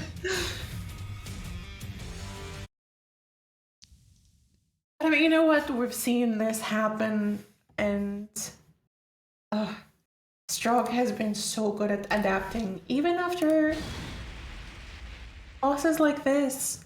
So you can never ever count him out. Tetsu playing his heart out right now. Infinite stage pick. Steve. Round 1. Okay. Fight. Guess Strong is like, yeah, I got better neutral, so let's take away the walls. Tetsu has no saying there. Strong only needs one more match. And Tetsuya is starting to take a few risks to open up Strog, and that his health has already disappeared. Oh, we do have rage. Oh my god! What an interaction. We do have rage. He's going to start fishing now for Beyblades, for Shoe Shines. Oh, the float! Almost! Round 2. No shoes being shined by Steve, man. That boy, he's just breaking your leg. And Tetsu now relying a lot more on this high mid jab string just to catch Strog's ducking. He really loves committing to that when he doesn't think you're going to challenge him for it.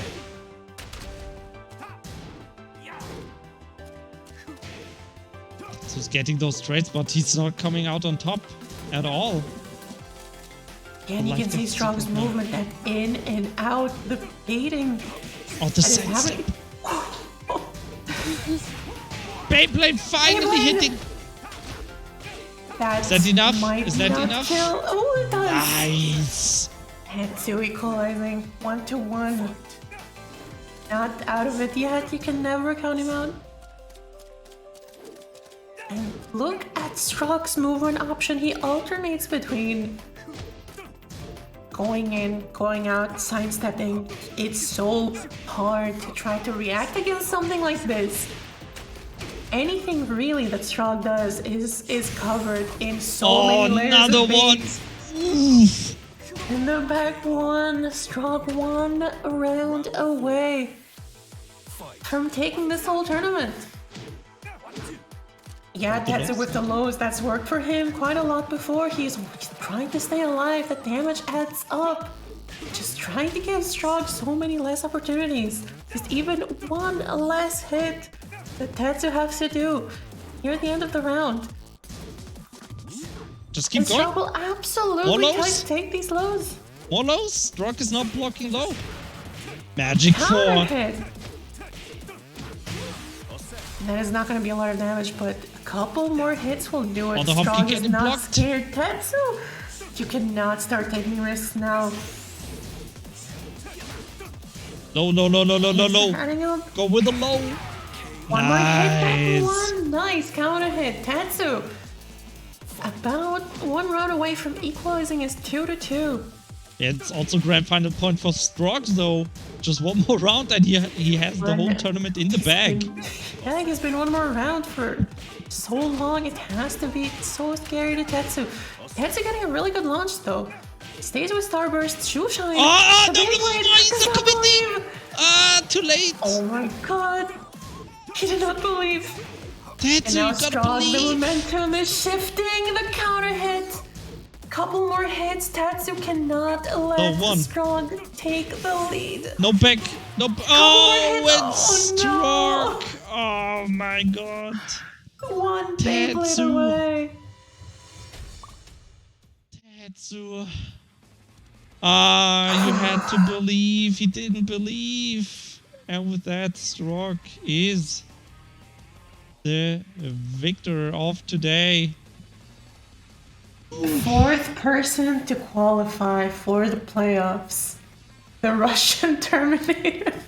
The Russian Whew. Terminator beats the Man of Steel in grand finals. Such amazing games from everyone we've seen on stream, but especially Strog and Tetsu, such amazing players. Yeah, wow. Tetsu absolutely not going out without a fight. Yeah, that in the end it could have gone the other way, man. It was so close. It was so close. He just had He to needed believe. to believe on the Beyblade. Needed to believe.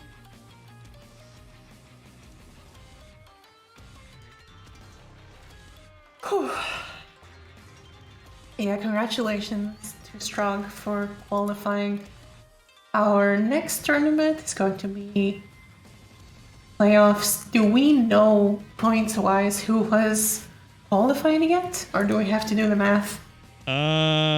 If you give me 1 minute, I can do the math real quick.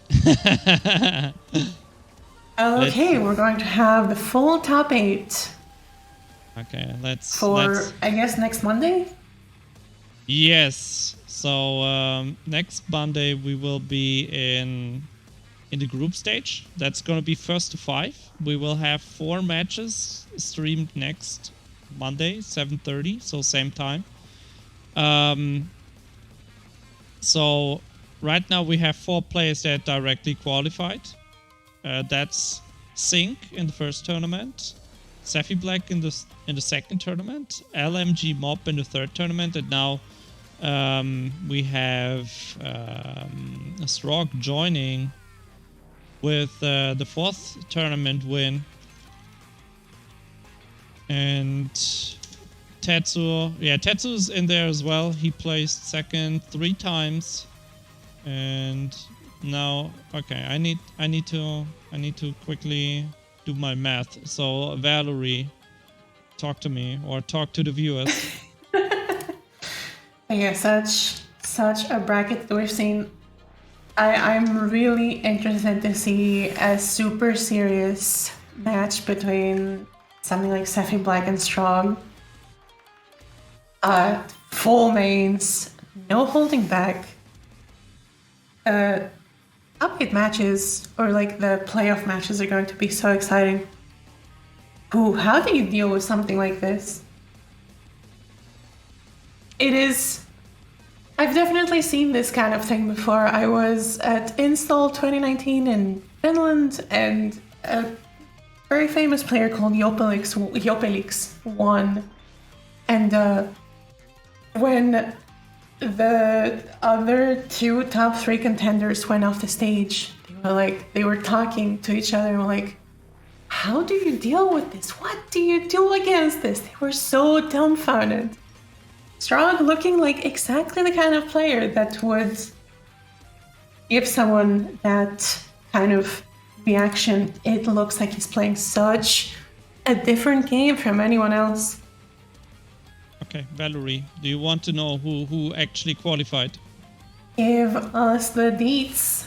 Throw us some numbers. If my math is correct, like if my Excel sheet is not lying, then Tetsu, Safi Black, LMG Mob, Sync, Driton Rama, Strok, Pika, and Xeon are qualified. Ooh. Madara, Hell yeah.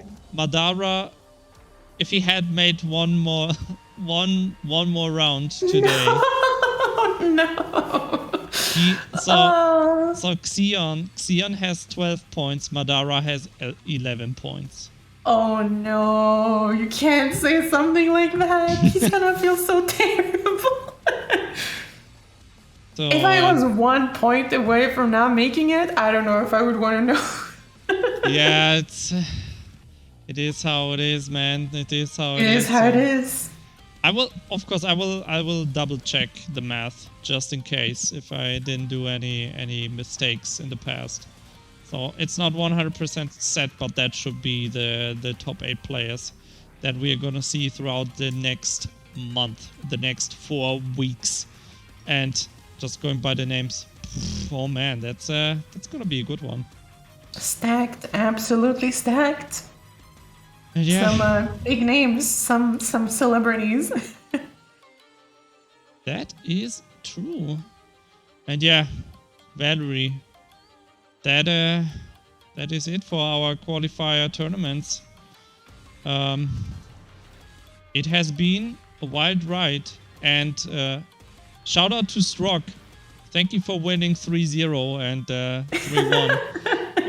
We finished at 11 p.m. We didn't do the midnight shift today, so It finished literally when we finished literally when the clock struck midnight for me.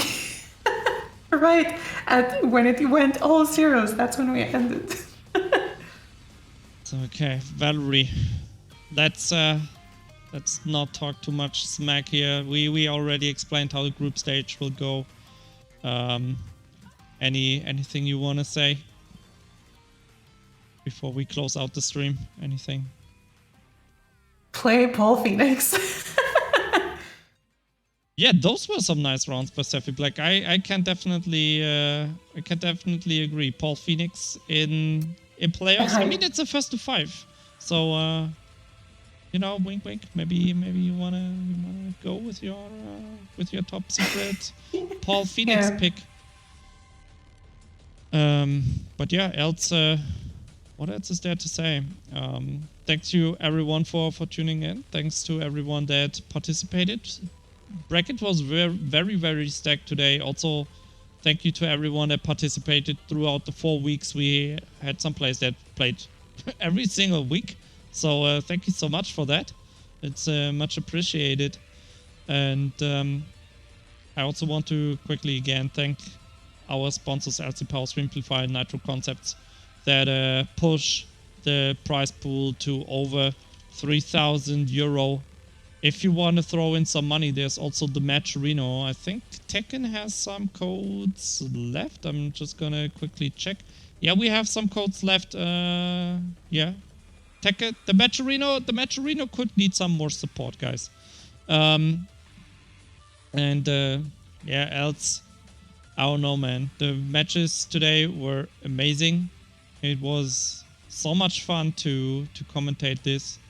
I hope you enjoyed the tournament as well, and I hope you already put next Monday 7:30 p.m. in your calendar.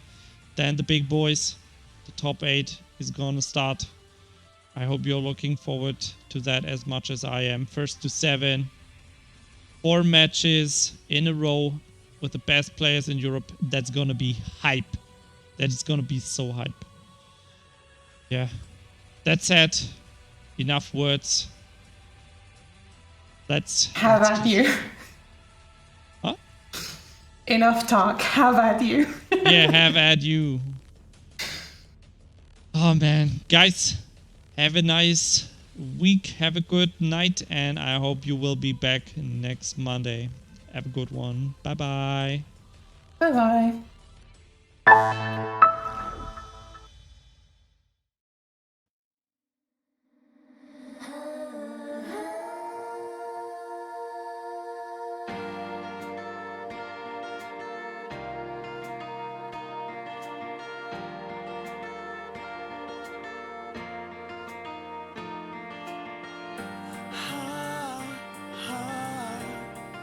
Disappearing us,